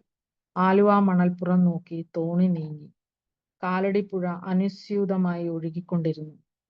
കാലടിപ്പുഴയിലെ ഓളങ്ങളിൽ നിലാവെളിച്ചം പ്രതിഫലിച്ച് അവനെ നോക്കി മന്ദഹസിച്ചു. കഥ തീർന്നു. ഓക്കെ, താങ്ക് യു മാം. തീർച്ചയായിട്ടും കാടെല്ലാം പിച്ചിപ്പൂക്കൾ എന്ന പേര് ഇട്ടിരിക്കുന്ന മോഹൻദാസ് സാറിന്റെ കഥാസമാഹാരത്തിലെ 2 കഥകളാണ്. ആദ്യത്തെ കഥ കാടെല്ലാം പിച്ചിൽ, രണ്ടാമത്തത് കാലടിപ്പുഴ. വളരെ മനോഹരമായി അത് ആവിഷ്കരിച്ചു. ആദ്യത്തെ കഥയിലെ രാപ്പാടിയും ചന്ദനയും പണ്ടാരമുത്തശ്ശിയും ദുഃഖം നിറഞ്ഞു നിൽക്കുന്ന അതിൻ്റെ വേലിയേറ്റമുള്ള സാഹചര്യങ്ങളുമെല്ലാം. രണ്ടാമത്തത് ജഗദ്ഗുരുവിനെ ഓർമ്മിക്കാനും കുട്ടിക്കാലത്തെക്കുറിച്ചും അതുപോലെ 2 കുട്ടികളുടെ രക്ഷപ്പെടലിനെ കുറിച്ചുമൊക്കെ വളരെ കൃത്യമായിട്ട് കഥയിലൂടെ സാരാംശിച്ചു. ഓക്കെ, നമുക്കതിനെക്കുറിച്ച് സംസാരിക്കാം. ആരാണ് ആദ്യം പറയുന്നത്?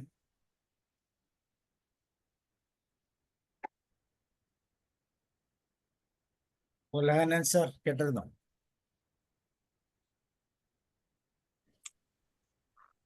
ആദ്യ കഥയുടെ 2ാം ഭാഗമാണ് തൊട്ടാണ് ഞാൻ കേട്ടതെങ്കിലും കഥയുടെ ആത്മാവ് ആ 2ാം ഭാഗത്തിലാണെന്ന് എനിക്ക് പൂർണ്ണ വിശ്വാസം തോന്നി കഥ അവസാനിപ്പിച്ചപ്പോൾ. പുരാണ രീതികളുടെ, നമ്മുടെ നാട്ടിൻപുറങ്ങളുടെ അല്ലെങ്കിൽ ജീവിത ശൈലികളുടെ ഒരു ചിത്രം അവിടെ കാഴ്ചവെക്കുകയും ആ ജീവിത ശൈലിയിൽ നിന്ന് പുറംചാടിപ്പോകാൻ, അതിനെ അനുസരിക്കാനോ അതിനെ അനുഗമിക്കാനോ അതിനടിമയാകാനോ ശ്രമിക്കാത്ത ഒരു പെൺകുട്ടിയുടെ ചിത്രവും കൂടി അതിനകത്ത് ചേർത്ത് വെക്കുന്നത് വരെ, വെച്ച് കഴിയുന്ന ആ നിമിഷം വരെയും ആ പെൺകുട്ടി ഒരു സാധാരണ പെൺകുട്ടി മാത്രമായിരുന്നു എങ്കിൽ അവളുടെ തീരുമാനങ്ങൾ, ഉത്തരവുകൾ പാലിക്കാൻ തയ്യാറായില്ല. അവരെ പോലെ തന്നെ ഞാനും ഒരു മനുഷ്യജീവിയാണ്, എനിക്ക് ഇവിടുന്ന് പുറം ചാടേണ്ടിയിരിക്കുന്നു, എൻ്റെ ജീവിതം ഞാൻ കാണേണ്ടിയിരിക്കുന്നു എന്ന് ഉള്ളിൽ തട്ടിയ നിമിഷങ്ങൾ അവൾ തയ്യാറെടുക്കുക. വന്ന വ്യക്തിക്ക് അരിപ്പെട്ടിയിൽ നിന്ന് അരിയും പൈസയും കൊടുക്കാൻ കൈവച്ചപ്പം മുത്തശ്ശി പറഞ്ഞ ഓർമ്മകൾ, അവർക്ക് കന്യകമാർ ഒന്നും കൊണ്ട് കൊടുക്കരുത്, അത് കന്യകയെ അയാൾക്ക് കൊടുക്കുന്നതിന് തുല്യമായി പോകും എന്ന് പറയാതെ പറയുകയും, അടുത്ത തീരുമാനങ്ങളിൽ വീണ്ടും അവൾ ആ പാത്രത്തിൽ കൈയിട്ട് അരിയും വെള്ളി നാണയങ്ങളും പൂവും പൂമാലയും ഒക്കെ എടുത്ത് പാത്രത്തിലെടുത്ത് നീട്ടുമ്പോൾ മതിൽക്കെട്ടുകൾ അപ്പുറത്തേക്ക് അവൾ പോകാൻ തയ്യാറായി നിൽക്കുകയായിരുന്നു. സ്വീകരിക്കാൻ വന്ന വ്യക്തിയാണോ എന്നൊന്നും അവൾക്ക് അറിഞ്ഞില്ല. പക്ഷെ അവൾ ആ വന്ന വ്യക്തിയുടെ മുമ്പിൽ സറണ്ടർ ആവുകയാണ് ചെയ്തത്. വന്ന വ്യക്തി ആ പൂമാല എടുത്ത് അവളുടെ കഴുത്തിൽ ചാർത്തി അവളെയും കൂട്ടി മുന്നോട്ട് പോകുന്ന ചിത്രമാണ് പിന്നെ നാം കാണുന്നത്.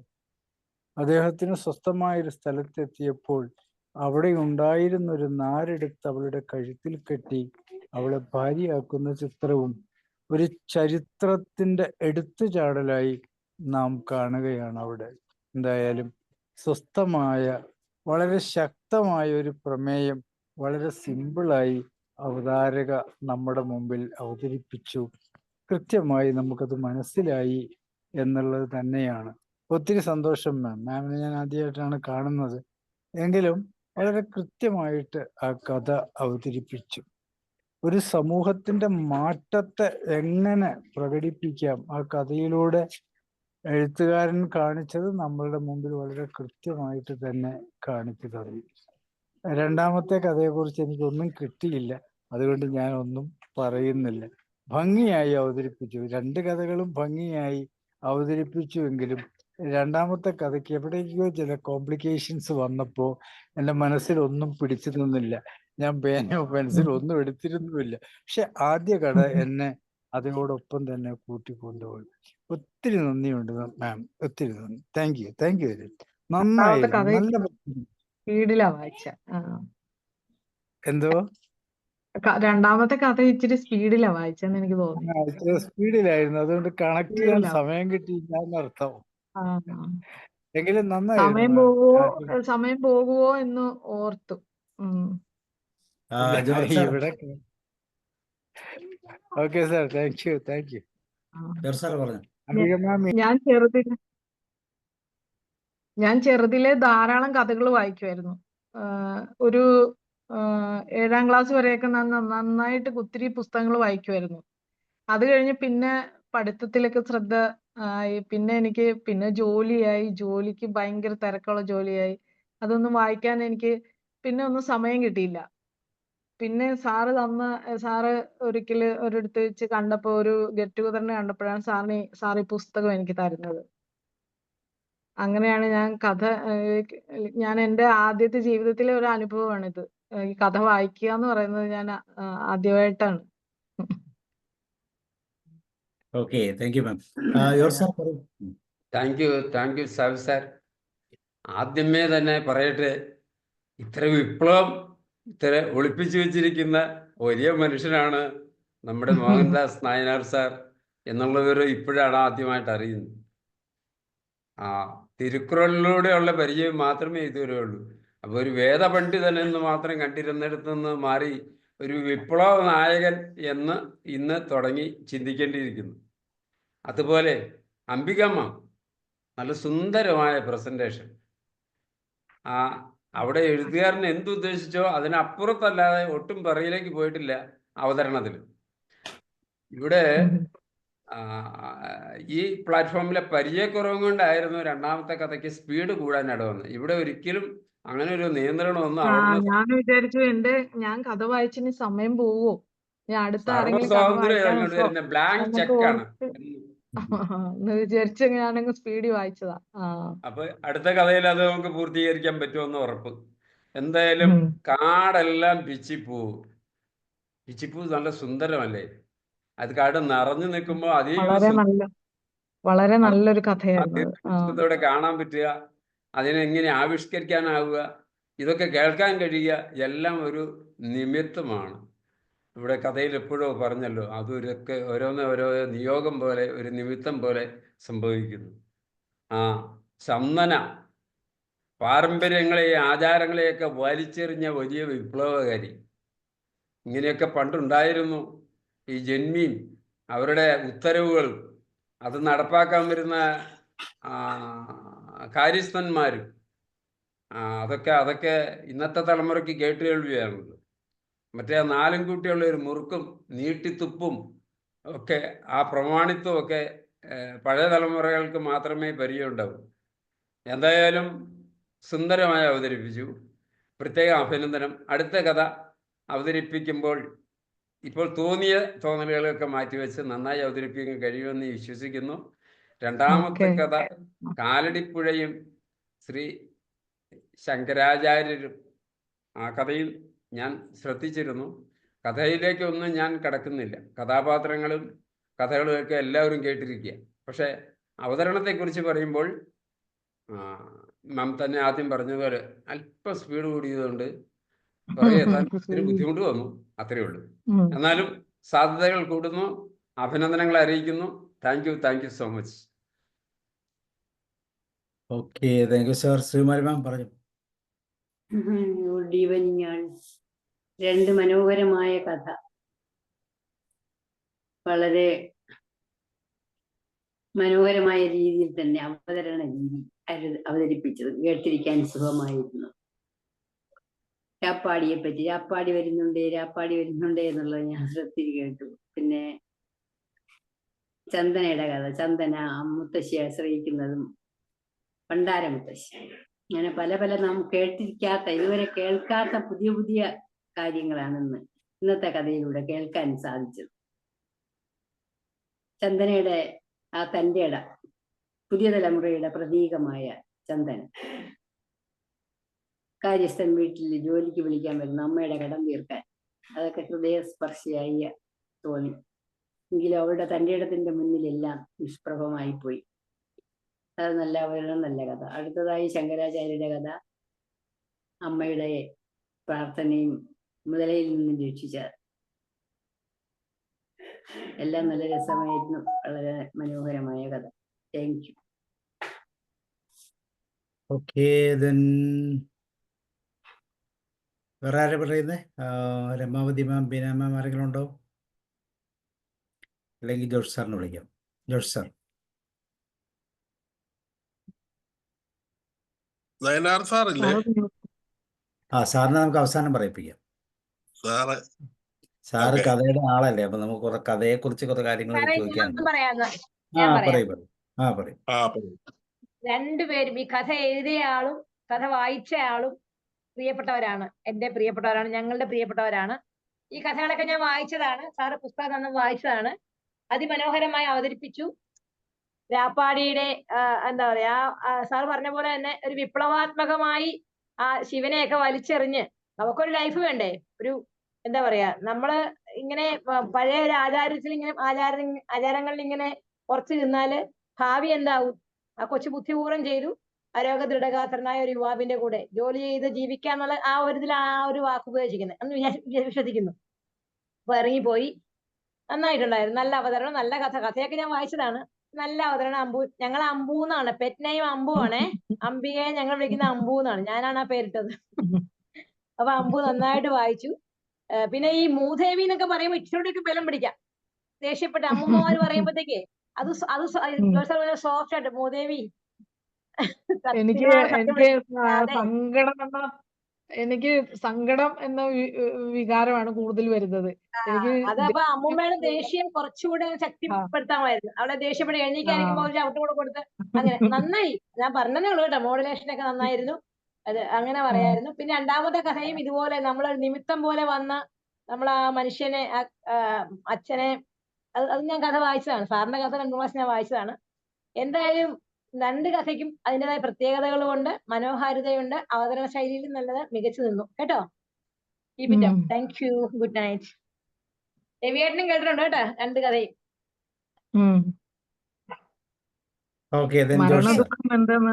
മരണദുഃഖം എന്തെന്ന് എനിക്ക് നന്നായി അറിയാം. അപ്പൊ അതാണ് എനിക്ക് ആ ഒരു അച്ഛനും അമ്മയും മരിച്ച ആ കൊച്ചിന്റെ ഒരു വേദന. അതെ, പണ്ടാര മുത്തശ്ശിയുടെ ദേഷ്യവും എല്ലാം നന്നായിട്ട് അവതരിപ്പിച്ചു. Okay okay, Joshi sir. പറഞ്ഞു.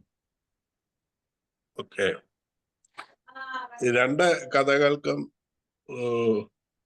വളരെ ഒരു പ്രൗഢി ഉണ്ട് എന്നാണ് പറയാൻ ഞാൻ ആഗ്രഹിക്കുന്നത്. അതായത് സാഹിത്യ ഭംഗിയുണ്ട്, അതുപോലെ തന്നെ ആചാരങ്ങൾ, മാമൂലികൾ, ഓരോ കാലഘട്ടത്തിലെ ചില പേരുകൾ, ഇതെല്ലാം ഈ വായനക്കാരനെ പരിചയപ്പെടുത്താനായിട്ട് ഈ കഥയ്ക്ക് വലിയ സ്വാധീനം ചെലുത്താൻ സാധിക്കുന്നതാണ്. തീർച്ചയായിട്ടും സാഹിത്യ ഭംഗി വളരെ ഉന്നതമായ നിലവാരം പുലർത്തുന്നതും. രണ്ടാമത്തെ കഥയിലേക്ക് വരുമ്പോൾ, പ്രത്യേകിച്ച് ആദ്യത്തെ കഥ, നമ്മൾ ഇന്ന് പ്രഭാതത്തിൽ വളരെ ദാരുണമായ ഒരു സംഭവം, തൃശ്ശൂർ നാട്ടികയിൽ ഒരു ലോറി പാഞ്ഞ് സാധാരണ ജനങ്ങളുടെ അഷ്ടിക്ക് വേണ്ടി കഷ്ടപ്പെടുന്ന ആളുകളുടെ പുറത്തേക്ക് കയറിയതും കേട്ടിട്ടിരിക്കുന്ന ഒരവസരത്തിലാകുമ്പോൾ ഈ സാധാരണ മനുഷ്യന്റെ ജീവിതവുമായി ബന്ധപ്പെടുത്തി ഇതിനെ കാണുന്ന രീതി കൂടെ വരുമ്പോൾ ഇതിനൊരു കാലിക പ്രസക്തി കൂടി ഉണ്ടായി എന്ന് ഞാൻ വിചാരിക്കുന്നു. അതുപോലെ രണ്ടാമത്തെ കഥയിലേക്ക് വരുമ്പോൾ ചില നിമിത്തങ്ങൾ, ഇന്നലകളിൽ നടന്നത് ഇന്ന് ചിലത് ആവർത്തിക്കപ്പെടുന്നത്, ചില ആളുകളെ കാണുമ്പോൾ മറ്റു ചില ആളുകളിലേക്ക് നമ്മളുടെ ചിന്ത പോകുന്നത്, ഇതൊക്കെ നമ്മളിവിടെ കാണുന്നു. ഇതിൽ കാണുന്നതെല്ലാം പച്ചയായ കാര്യങ്ങളാണ്. അതിനെ സാറ് വളരെ സുന്ദരമായ ഒരു കഥയായി അവിടെ അവതരിപ്പിച്ചിരിക്കുന്നു. പത്മനാഭസ്വാമി ക്ഷേത്രത്തിൽ ഒരാളിനെ മുക്കിക്കൊന്നു എന്നുള്ളത് ചരിത്രമാണ്, സത്യമാണ്. അപ്പോൾ ഇതൊക്കെ നമുക്ക് കൂട്ടി വായിക്കാൻ പലതുമായിട്ട് ഇന്നിനോട് ചേർത്ത് കൂട്ടി വായിക്കുമ്പോൾ അത് വായനക്കാരന്റെ ഉള്ളിൽ, എഴുത്തുകാരന്റെ ഉള്ളിൽ തെളിഞ്ഞു വരുന്ന ചില സംഗതികളാണ്. തീർച്ചയായിട്ടും എഴുത്തുകാരന് ഏറെ അഭിമാനിക്കാം. ആദ്യമായിട്ടാണ് അംബികാജി കഥ പറയുന്നത്. തീർച്ചയായിട്ടും ആ അർത്ഥത്തിലും വളരെ ഒരു മതിപ്പ് ഉണ്ട്. കാരണം ഇനി കൂടുതൽ കൂടുതൽ വളരാൻ സാധിക്കും. ഈ പ്ലാറ്റ്ഫോമിന്റെ ഒരു പ്രത്യേകതയും അത് തന്നെയാണ്. ഇവിടെ പ്രഗത്ഭരായ ആളുകൾ വന്ന് ക്ലാസ് എടുക്കുന്നുണ്ട്. അല്ലാത്ത ആളുകൾ ക്ലാസ്സുകളിലൂടെ പ്രഗത്ഭരായി തീർന്നിട്ടുണ്ട്. അപ്പൊ ഇങ്ങനെയൊക്കെയുള്ള ഗുണഗണങ്ങളുള്ള ഒരു പ്ലാറ്റ്ഫോമിൽ തീർച്ചയായിട്ടും വന്ന് അവതരിപ്പിക്കുവാൻ കാണിച്ച ആ ഒരു വലിയ മനസ്സിന് പ്രത്യേകം നന്ദി പറയുന്നു. നയനാർ സാറും ഇവിടെയുണ്ട്. സാർ ഇതിനെ കൂടുതലായിട്ട് അതിന്റെ ആ കഥാതന്തുവിനെ എത്രമാത്രം ജീവൻ വെച്ചു എന്നുള്ളത് പറയാൻ അദ്ദേഹത്തിന് കൂടുതൽ സാധിക്കും. എല്ലാവിധ ദൈവാനുഗ്രഹങ്ങളും നന്ദിയും അറിയിച്ചുകൊണ്ട് നിർത്തുന്നു. Thank you. ഓക്കെ, അങ്ങനെയാണ് നമുക്ക് റോയ് സാർ. അംബികാമാഡത്തിന്റെ 2 കഥകൾ, അതുപോലെ തന്നെ നയനാർ സാറിന്റെ കഥയാണ് ആദ്യം അവതരിപ്പിച്ച കടലെല്ലാം പിച്ചിപ്പൂക്കൾ. രാപ്പാടിയുടെ വരവും ഓടക്കുഴലിന്റെ ശബ്ദവും എല്ലാം ആസ്വദിച്ചിരുന്ന ഒരു പെൺകുട്ടി സാഹചര്യങ്ങളിലൂടെ വന്ന മാറ്റങ്ങളും അതിനെ എല്ലാം ഒരു വിപ്ലവ നായിക പോലെ എല്ലാം തട്ടി ഒരു കുടുംബജീവിതത്തിന് തയ്യാറായ ഭാവമൊക്കെ ഈ കഥ വളരെയധികം പുരോഗമനപരമായ ചിന്തകളിലേക്ക് പോയ ഒന്നാണ്. പിന്നെ രണ്ടാമത്തെ കഥ, എനിക്ക് കഥയിലൂടെ എനിക്ക് മനസ്സിലായത് തീർത്ഥക്കുളത്തില് മുക്കിക്കൊന്ന അദ്ദേഹത്തിന്റെ ഒരു ആ കൊലയാളിയാണോ ഈ സന്യാസിയായി അവിടെ വന്ന് കൂടിയതെന്ന് എനിക്ക് തോന്നി. അത് തന്നെയല്ല, തുടർന്ന് 2 ജീവൻ രക്ഷിച്ചപ്പോൾ ആ പഴയ കാര്യത്തിൽ നിന്നും അദ്ദേഹത്തിന്റെ ജീവിതം ധന്യമായി എന്ന് തോന്നുന്ന ഒരു സാഹചര്യവും ആണ് എനിക്ക് തോന്നിയത്. ഏതായാലും ഒരു വ്യത്യസ്തമായ 2 സാഹചര്യങ്ങൾ. ഒന്ന്, സ്വഭാവത്തിൽ വന്ന വ്യത്യാസങ്ങളും അതുപോലെ പശ്ചാത്താപങ്ങളും എല്ലാം ഇതിനകത്ത് കാണുന്നതായിട്ടാണ് എനിക്ക് തോന്നുന്നത്. ഇനി അവതരണം വളരെയധികം ഭംഗിയായിട്ട് അവതരിപ്പിച്ചു, വായിച്ചതൊക്കെ എൻജോയബിൾ ആയിരുന്നു. അങ്ങനെ ഈ 79ാമത്തെ കഥ വളരെ ഭംഗിയായി അവതരിപ്പിച്ച അംബിക മാഡത്തിനും ഈ കഥാകാരനെ നേരിൽ കണ്ട്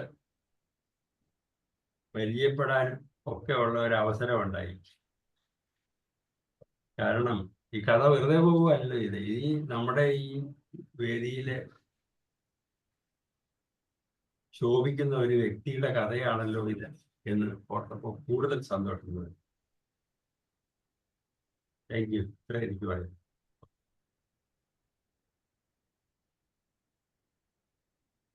സാധു സാർ, പറഞ്ഞു. സാധു സാർ, അതുപോലെ ജോഷി സാർ. ജോഷി സാറാണല്ലോ പരിചയപ്പെടുത്തിയത് അംബിക മേഡത്തിന്. അംബിക മേഡം PWD-ലാന്ന് പറഞ്ഞു, എന്താ ജോലി എന്ന് പറഞ്ഞില്ല. അപ്പൊ എന്തായാലും ഈ കഥാകാരനെ സംബന്ധിച്ചിടത്തോളം വലിയൊരു സംഭവമായിട്ട് എനിക്ക് തോന്നി. അത് മാത്രമല്ല, ഞാനിവിടെ എല്ലാം ഓഫ് ചെയ്ത് വെച്ചിട്ടുണ്ടെങ്കിലും ആ മോഹൻദാസ് സാറിന്റെ മുഖത്തുണ്ടല്ലോ ഒരു കുട്ടിയെ ഒരു ഗുരു എല്ലാം പഠിപ്പിച്ചിട്ട് സ്റ്റേജിൽ കയറ്റിയിട്ടാകുമ്പോ ഇങ്ങനെയുള്ള ഒരു എന്താ പറയണ്ടേ, ആ പറയുന്ന രീതി ശ്രദ്ധിച്ചുകൊണ്ടിരിക്കുന്ന ഒരു ഭാവം ഞാൻ സാറിന്റെ മുഖത്ത് കണ്ടിരുന്നു. എന്ത് തന്നെയായാലും തുടക്കം എന്നുള്ള നിലയിൽ അംബിക മാഡം വളരെ നല്ല രീതിയിൽ, അതായത് അതിപ്പം പറയുമ്പം എല്ലാവരും ഒരേ രീതിയിലെല്ലാം അവതരിപ്പിക്കണം എന്നില്ലല്ലോ, പക്ഷെ എല്ലാവർക്കും മനസ്സിലാവുന്നുണ്ട്. കുറച്ചും കൂടി ആ ചില സ്ഥലത്ത് ഇതായിട്ട് പറയേണ്ട സ്ഥലത്ത് പറയാൻ അത് ശീലിക്കും. ഇനിയിപ്പം സാബു സാറിന്റെ പ്ലാറ്റ്ഫോമിൽ വന്നാല് എങ്ങനെയുള്ള ഒരാൾ, ഞാനിത് ഇന്നും സാർ എന്നെ വിളിക്കുമെന്ന് വെച്ചിട്ട് വീണ്ടും ഒരു കഥ എഴുതിയിട്ട് അവസാനിപ്പിക്കുകയായിരുന്നു ഈ സമയത്ത്. അപ്പം ആ രീതിയിൽ നമ്മൾ ആക്കി എടുക്കുകയാണ് സാർ. അപ്പം ഈ ആദ്യത്തെ കഥയിൽ ഈ പറഞ്ഞ പോലെ തന്നെ നമ്മളിപ്പം ഝാൻസി റാണി ആയാലും മാറ് വെട്ടി ഇലയിൽ വെച്ച് കൊടുത്ത രീതിയിലുള്ള ആൾക്കാരൊക്കെ ഉണ്ടായ സംഭവങ്ങളാണല്ലേ. ഇപ്പൊ അത് ആ കുട്ടി ഇങ്ങനെ ആ ജീവിതം ഇങ്ങനെ അമ്മൂമ്മ പറഞ്ഞത് ഓർമ്മ വന്നു. പക്ഷെ അവളുടെ ഉള്ളിന്റെ ഉള്ളില് അവളുടെ ആ ഒരു ഭാവം ഉണ്ടല്ലോ, എന്താ പറയണ്ടേ, ഞാൻ ആർക്കും വിട്ടുകൊടുക്കില്ല എന്ന് പറഞ്ഞു വെച്ച കാലം മുന്നോട്ട് എന്നുള്ള രീതിയിലുള്ള, അതവിടെ സംഭവിച്ചത്. അതിൽ തന്നെ പിച്ചിപ്പൂ എന്ന് പറയുമ്പോ തന്നെ സാധാരണ ഒരു കഥയ്ക്ക് പിന്നെ കഥാകാരൻ അതിനൊരു ഹെഡിങ് കൊടുക്കുമ്പോ പിച്ചിപ്പൂ എന്ന് പറയുമ്പോ തന്നെ നമ്മളെ മനസ്സിൽ നമ്മൾ അത് ശ്രദ്ധിച്ചു നോക്കുമ്പോൾ നല്ലൊരു മണം മൂക്കിലേക്ക് ഇങ്ങനെ തുളച്ചു കയറുന്ന പോലത്തെ ഒരു അനുഭവം ഉണ്ടാവും. ശരിക്കും അത് നമ്മൾ അനുഭവിച്ചറിയണം. അതുപോലെ തന്നെ രണ്ടാമത്തെ കഥയിലും ആ കാലടിപ്പുഴ കാലടിപ്പുഴ അതുപോലെ ശങ്കരാചാര്യർ മുതല സന്യാസം. കാരണം മുതല പിടിച്ച അമ്മ ശക്തിയോടുകൂടി പ്രാർത്ഥിക്കുമ്പോ അമ്മ എന്നെ സന്യാസം സ്വീകരിക്കാൻ വിട്ടാല് ഇങ്ങനെ മുതല വിടുന്നുള്ള രീതിയിൽ ചില സമയത്ത് അങ്ങനെ സംഭവിക്കാറുണ്ട്. കുട്ടികളൊക്കെ നാട് വിട്ടു പോയിട്ട് എനിക്ക് ഇന്ന് ഇത് സാധിച്ചെന്നാൽ ഞാൻ തിരിച്ചു വരുന്ന പണ്ട്, ഇപ്പൊ അന്നേരം സെൽഫോണും കാര്യങ്ങളൊന്നും ഇല്ല. അപ്പൊ ഒരു ആശരീരി പോലെ എവിടുന്നോ അല്ലെങ്കിൽ എവിടുന്നെങ്കിലും ആരെന്നെങ്കിലും ഫോൺ കടം മേടിച്ചിട്ട് അങ്ങനെയൊക്കെ ഉണ്ടായിരുന്നു. ഏതായാലും ആ കഥയും വളരെ നല്ല രീതിയിലാണ്. അതിലിപ്പം രണ്ടുപേരും മുങ്ങാൻ നേരം ഇതിങ്ങനെ രക്ഷപ്പെടുത്തുന്നുണ്ട്. അതിൽ തന്നെ പറയുന്നുണ്ട് ആ കുട്ടീന്റെ അച്ഛനെ ഒരു ഭ്രാന്തൻ മുക്കിക്കൊന്നതാണെന്നുള്ളത്. അപ്പൊ അതിപ്പം എന്താ പറയണ്ടേ, ട്വിസ്റ്റാണ്. കഥ ഇങ്ങനെ കേട്ടോണ്ടിരിക്കുമ്പോ നമുക്ക് ഇനി എന്താ സംഭവിക്കുക. അപ്പൊ പിന്നെ വീണ്ടും അവിടുന്ന് ട്വിസ്റ്റാണ്. അത് നമ്മളെ ചിന്തിപ്പിക്കുകയാണ്. ഈ കഥ എങ്ങോട്ടാ പോകുന്നത്, നല്ലൊരു മൂവി കാണുന്ന രീതിയിൽ. ഏതായാലും മോഹൻദാസ് സാറിന് ബിഗ് സല്യൂട്ട് സാറേ, അതുപോലെ മാമിന് thank you so much. Okay, ഇനി അംബിക മാം കഥയെക്കുറിച്ച്, രണ്ട് കഥകളെ കുറിച്ച് അംബിക മാം എന്തെങ്കിലും പറയാനുണ്ടെങ്കിൽ പറഞ്ഞു. എങ്ങനെ മനസ്സിൽ ഫീൽ ചെയ്തു കഥകളെ കുറിച്ച്? എന്താണ് കഥയിലൂടെ നമുക്ക് കിട്ടിയതെന്നോ അത് വായിച്ചപ്പോൾ എന്താണെന്ന് പറഞ്ഞു, എങ്കിലും കഥയെക്കുറിച്ച് എന്തെങ്കിലും പറയണേ പറയാം. അതിനുശേഷം മോഹൻദാസ്. എനിക്ക് അങ്ങനെ വിശകലനം ചെയ്ത് പറയാൻ അറിയില്ല സാറേ. എന്നാലും എനിക്ക് വളരെ വായിച്ചപ്പോഴും അതിന്റെ ശൈലി എനിക്ക് വളരെ ഭംഗിയായി തോന്നിയിരുന്നു. അത് സാറിന്റെ ആ എഴുത്ത് ഞാൻ വായിച്ചിട്ട് സാറിന് അന്നേരം ഒരു മറുപടി കൊടുത്തായിരുന്നു. വളരെ നല്ല ആ ഒരു ഗ്രാമീണ ഭംഗിയും അതുപോലെ അമ്പലത്തിന്റെ ഇതെല്ലാം പശ്ചാത്തലമൊക്കെ നമുക്ക് നല്ലതായിട്ട് ഫീൽ ചെയ്യും ആ കഥയില്. എനിക്ക് അങ്ങനെയാ തോന്നിയത്. ഓക്കെ, ബീന മാം പറയുന്നുണ്ടോ എന്തെങ്കിലും? രണ്ടുപേർ പുഷ്പലത വന്നുള്ളൂ. ബീന മാം പറയും. കഥകൾ രണ്ടും കേട്ടു. കുറെ കാലമായിട്ട് ഈ ആസ്വാദനമൊക്കെ നിർത്തി വെച്ചതായിരുന്നു. കേൾക്കാൻ പറ്റുന്നില്ലേ? അപ്പോ വളരെ നല്ലതായിട്ടുള്ള എഴുതിയിട്ടുണ്ട്. അത് അവതരിപ്പിച്ച രീതിയും വളരെ നന്നായിട്ടുണ്ട്. നല്ലോണം മനസ്സിലാക്കാൻ പറ്റിയിട്ടുണ്ടായിരുന്നു. സ്വന്തം ജീവിതം തിരഞ്ഞെടുക്കാനുള്ള ആ ഒരു ശക്തിയും പ്രാപ്തിയും അവനവന് തന്നെയാണ് എന്നുള്ളത് നമ്മുടെ ചന്ദന കാണിച്ചു തന്നു. അത് എല്ലാവർക്കും ഒരു മാതൃകയാക്കാവുന്നതാണ്. സാധാരണ പണ്ടുള്ള ആ ഒരു ഘട്ടങ്ങളിലൊന്നും അങ്ങനെയൊന്നും ആരും ചെയ്യാറില്ല എന്നാണ് നമ്മൾ അറിഞ്ഞിട്ടുള്ളത്. കാരണം ആള് മരിച്ചു കഴിഞ്ഞാൽ, രക്ഷിതാക്കൾ മരിച്ചു കഴിഞ്ഞാൽ അവര് നമുക്ക് തരാനുണ്ടെന്നൊക്കെ പറഞ്ഞു വരുമ്പോൾ ആകെ തളർന്നു പോകും. അപ്പോൾ നമ്മുടെ ജീവിതം തിരഞ്ഞെടുക്കേണ്ട ഘട്ടങ്ങളിൽ അതിനുള്ള ശക്തി നമുക്ക് ഇല്ലാതായി പോവാണ്. പക്ഷെ ഈ കുട്ടി അതിനെ അതിജീവിച്ചു എന്നുള്ളത് വളരെ നല്ല രീതിയിൽ ആ രാപ്പാടിയുടെ കൂടെ സ്വന്തം ജീവിതം തിരഞ്ഞെടുക്കാൻ കാണിച്ച ആ ശക്തി അത് വളരെ പ്രചോദനാത്മകമായി തോന്നി. അത് അവതരിപ്പിച്ച രീതിയും വളരെ നന്നായി തോന്നി. പിന്നെ രണ്ടാമത്തെ കഥ കാലടിപ്പുഴ, അതും വളരെ നന്നായിട്ട്, അത് യാഥാർത്ഥ്യവും മിത്തും കൂടിച്ചേർന്നിട്ടുള്ള ഒരു ഇഴവിരിച്ച് ഉള്ള ഒരു ഇത്. അത് ശങ്കരാചാര്യരുടെ ആ ഘട്ടങ്ങൾ പറയുന്നുണ്ട്. പിന്നെ പത്മതീർത്ഥകുളത്തിലെ തട്ടി മറിച്ചിട്ട് കൊന്നുപോയത്, അതിന് പരിഹാരം എന്ന മട്ടിൽ ഒരു നിയോഗം പോലെ വന്ന് രണ്ട് കുട്ടികളെ രക്ഷപ്പെടുത്താനുള്ള ഒരു സാഹചര്യം ഉണ്ടായതും വളരെ നന്നായി തന്നെ അത് മനസ്സിലാക്കാൻ പറ്റി. അവതരിപ്പിച്ചതും വളരെ നന്നായിട്ടുണ്ട്. നമുക്ക് അനുഭവവേദ്യമായി. Thank you for. 3 ഇൻസിഡന്റുകളെ കൂട്ടിക്കലർത്തണം അല്ലെ? എന്നാലാണ് രണ്ടാമത്തെ കഥയിലേക്ക് കടന്നു വരുന്നത്. മോഹൻദാസ് സാർ പറയൂ. സാർ എന്തും പറയാം. ആദ്യമായി വളരെയധികം സന്തോഷവും നന്ദിയും ഉണ്ടുള്ളത് അറിയിക്കട്ടെ. കാരണം ഇങ്ങനൊരു പ്ലാറ്റ്ഫോമില് ഏതൊരു കാലഘട്ടത്തിൽ ഞാൻ 1978 ആദ്യത്തെ കഥ എഴുതുന്നത്. ആദ്യത്തെ കഥയും അത് തന്നെയാണ്. അതിന് മുമ്പൊക്കെ മാഗസിനിൽ ഉണ്ടെങ്കിൽ അത്രയ്ക്കൊന്നും വന്നിട്ടില്ലായിരുന്നു. ഇത് എൻ്റെ 20ാമത്തെ വയസ്സിലാണ് ആ കഥ എഴുതുന്നത്. മാത്രമല്ല, ഞാൻ നേരത്തെ പറഞ്ഞിട്ടുള്ളതാണ്, അമ്മയുടെ ഗ്രാമമാണത്. ശുചീന്ദ്രത്തിൻ്റെ അടുത്തുള്ള ആളൂർ വീരാണി എന്ന് പറയുന്ന ഒരു ഗ്രാമം. അന്ന് കൊച്ചു നാളില് 1-2 തവണ പോയിട്ടുള്ളൂ ആ ഗ്രാമത്തിൽ. അപ്പൊ അതിൻ്റെ ആ കുന്നും അതിൻ്റെ ആ കുളവും ആ പരിസരമൊക്കെയാണ് മനസ്സിൽ കിടന്നത്. പിന്നെ ആ കന്യാകുമാരിയിലേക്കുള്ള യാത്ര, ശുചീന്ദ്രം വഴി പോകുന്ന ആ പ്രകൃതി ഭംഗിയും ആ മലനിരകളും അതിരാവിലെയുള്ള യാത്രകളാണ് അതിൻ്റെ ഒരു പശ്ചാത്തലം ഒരുക്കിയത്. അപ്പൊ ആദ്യമായിട്ടൊരു കഥ എഴുതാൻ നോക്കുമ്പോൾ അത്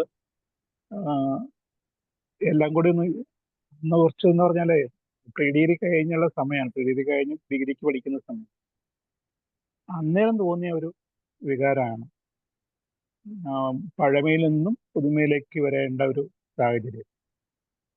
പക്ഷെ അത് ഇത്രത്തോളം എന്താ പറയുക, ഇന്ന് 78 കഴിഞ്ഞിട്ട് ഇന്ന് 45 കൊല്ലം ആവുന്നുണ്ട്.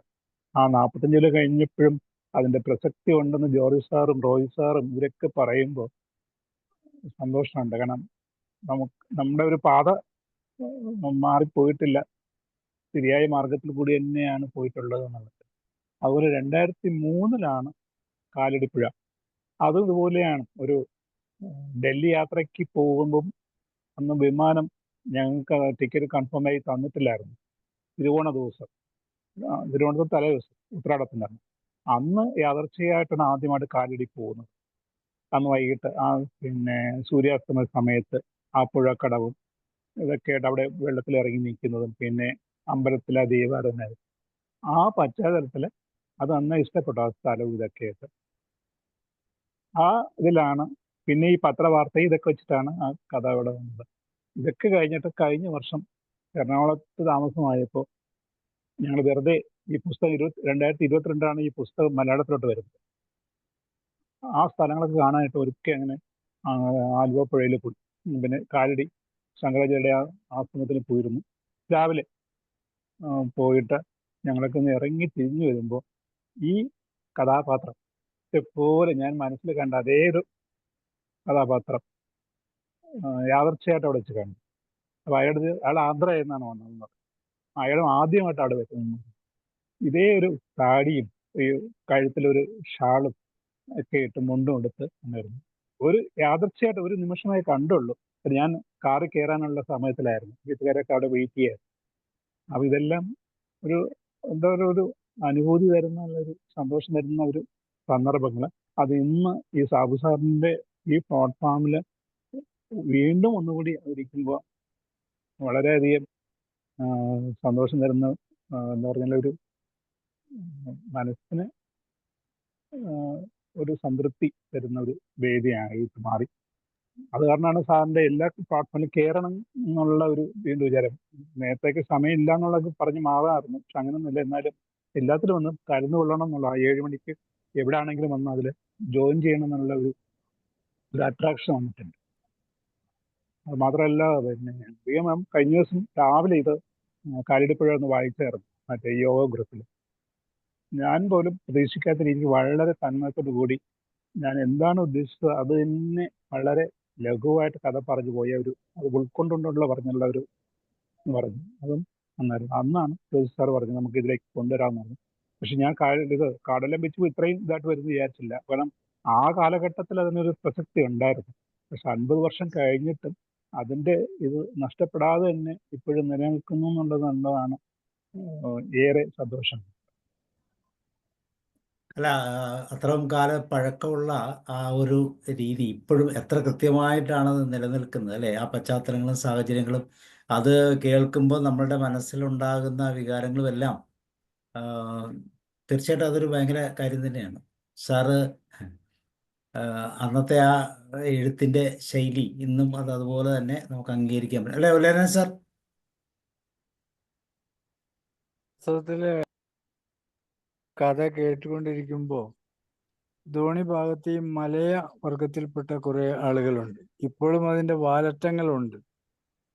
അവരെന്താ ചെയ്യുന്നത്? അവരുടെ ഈ കാത് ഒരു ഇപ്പോഴത്തെ 1 രൂപ വട്ടത്തിൽ തന്നെ അത് തുളച്ച് അതിനകത്ത് ഓല ചുരുട്ടി ഇട്ടുകൊണ്ട് വാ നിറയെ മുറുക്കാൻ ഇട്ടുകൊണ്ട് തന്നെയാണ് കൊയ്ത്തിന് വരുമ്പോ, വീട്ടിലെ പാടത്ത് കൊയ്യാൻ വരുമ്പോ ചളപിളാന്ന് സംസാരിച്ചുകൊണ്ടേയിരിക്കും. എന്താണ് പറയുന്നതെന്ന് പോലും നമുക്കറിയില്ല. എവിടെയെങ്കിലും നടുവ് നൂർക്കുമ്പം വാ തുറന്നൊരു ഒറ്റ തുപ്പാണ്, കണ്ടത്തിലേക്ക് തന്നെയാണ്. ഇതൊക്കെ വളരെ കൗതുകത്തോടെ ഇവരുടെ പുറകിൽ നടന്ന് കണ്ടും കേട്ടും സന്തോഷിച്ചും നടന്നൊരു വ്യക്തിയാണ് ഞാൻ. അമ്മയോട് ഈ കഥയൊക്കെ പറയുമ്പം, കുഴപ്പമില്ലടാ, ഒരു ചെറിയ പെട്ടിക്കട ഉണ്ടായിരുന്നു, അച്ഛനും അമ്മയ്ക്ക് സമയം പോകാൻ ഇട്ടുകൊടുത്ത, മുറുക്കാനാണ് അതിലെ ഏറ്റവും പ്രധാനപ്പെട്ട കച്ചവടം. ഈ സ്ത്രീകളാണ് അതിലെ ഉപഭോക്താക്കൾ. അപ്പോൾ അവര് വന്ന് അമ്മയ്ക്ക് ചുറ്റും ഇരുന്ന് അമ്മ ഇവർക്ക് ഈ വെറ്റില, അടയ്ക്ക, പുകയില ഇതെല്ലാം കൊടുത്ത് ചുണ്ണാമ്പിന് തുരയുമ്പോൾ അമ്മ ഒരു പാത്രത്തിൽ നീറ്റിയിട്ടിട്ടുണ്ട്. അതും തോണ്ടിയെടുത്ത് അതിങ്ങനെ വിശാലമായി കഴിച്ച് അവരുടെ കഥകളായിരുന്നു എന്ന് പറഞ്ഞിരുന്നു. നമുക്കത് മനസ്സിലായിരുന്നില്ല. ഇതിനകത്ത് പ്രായമായവരുണ്ട്, ചെറുപ്പക്കാരുണ്ട്, എല്ലാവരുമുണ്ട്. എല്ലാവരുടെയും വായിൽ ഈ മുറുക്കാനുമുണ്ട്. ഞാനിത് ഈ കാര്യം ഇങ്ങനെ പറഞ്ഞുകൊണ്ട് പോകുമ്പോൾ ചന്ദന എന്ന കഥാപാത്രം ഇതിൽ നിന്ന് രക്ഷപ്പെട്ട് മുന്നേറിയ ആ ചിത്രമാണ് എൻ്റെ മനസ്സിലേക്ക് ഓടി വന്നത്. അപ്പോൾ അവിടെ ഒരു പ്രതീകാത്മകമായ ചലനത്തിന് എഴുത്തുകാരൻ കൈവച്ചു എന്നുള്ളതാണ്. അപ്പൊ ഈ അനുഭവം മനസ്സിലുള്ളത് കൊണ്ട് മോഹൻദാസ് സാറിന്റെ മനസ്സിലുണ്ടായിരുന്നത് എന്ത് സാറിന്റെ കാഴ്ചപ്പാടുകളാണ് ആ എഴുതിയിട്ടുള്ളത് എന്ന് എനിക്ക് മനസ്സിലാക്കാനായിട്ട് കഴിയും. എന്തായാലും ചരിത്രം നിലനിൽക്കുന്നു മനുഷ്യ മനസ്സിലൂടെ. ചരിത്രത്തിന്റെ ഈ ഓരോ ചലനവും നമ്മളിലേക്ക് എത്തിക്കാൻ ഇത്തരം രചനകളാണ് സഹായിക്കുന്നത്. ഇത് എനിക്ക് നേരിട്ട് ഞാൻ അനുഭവിച്ചതെങ്കിലും ഈ കേൾവിക്കാരൻ ഇന്ന് അത് നേരിട്ട് അനുഭവിക്കുകയാണ് ചെയ്യുന്നത്. അപ്പൊ അതിന് വലിയൊരു നന്ദിയാണ് മോഹൻദാസ് സാറിന് കൊടുക്കേണ്ടിയിരിക്കുന്നത്. അത് ഞാൻ കൊടുക്കുന്നു. സർ, ഒത്തിരി നന്ദി. അതെ, അതുപോലെ ഉലയനൻ സാറ് പറഞ്ഞ പോലെ അതിപ്പം നാടൻപാട്ടിന്റെ രീതിയിലെല്ലാം അവര് അവതരിപ്പിക്കുമ്പോ, അവരല്ല എല്ലാരും സമൂഹം അവതരിപ്പിക്കുമ്പോ പണ്ടത്തെ പാട്ടും പാരും തക്കെട്ടും ഞാൻ പണ്ടേ മറന്നേ, പൊട്ടും ദൂരവയും ഞാൻ പണ്ടേ കളഞ്ഞേ, എന്നിട്ടും പാടാതിരിക്കാൻ വയ്യടി തയ്യേ, എന്നിട്ടും കൊട്ടാതിരിക്കാൻ വയ്യടി തയ്യേ. അതിങ്ങനെ ആ സ്റ്റൈൽ തന്നെ വരുന്നത് പണ്ടത്തെ രീതിയാണ് സാറേ. യെസ്. അപ്പോൾ ഒത്തിരി ആഡപ്പോഴോടുകൂടി മോഹൻദാസ് സാറിനും അതുപോലെ തന്നെ അംബിക മാമിനും എല്ലാ നന്ദിയും സ്നേഹം അറിയിക്കുകയാണ്. വീണ്ടും അടുത്ത ചൊവ്വാഴ്ച നമുക്കത് കഥയായിട്ട് കേൾക്കാം. നാളെ മൈൻഡ്ഫുൾനെസ്സിൻ്റെ ഡേ ആണ്.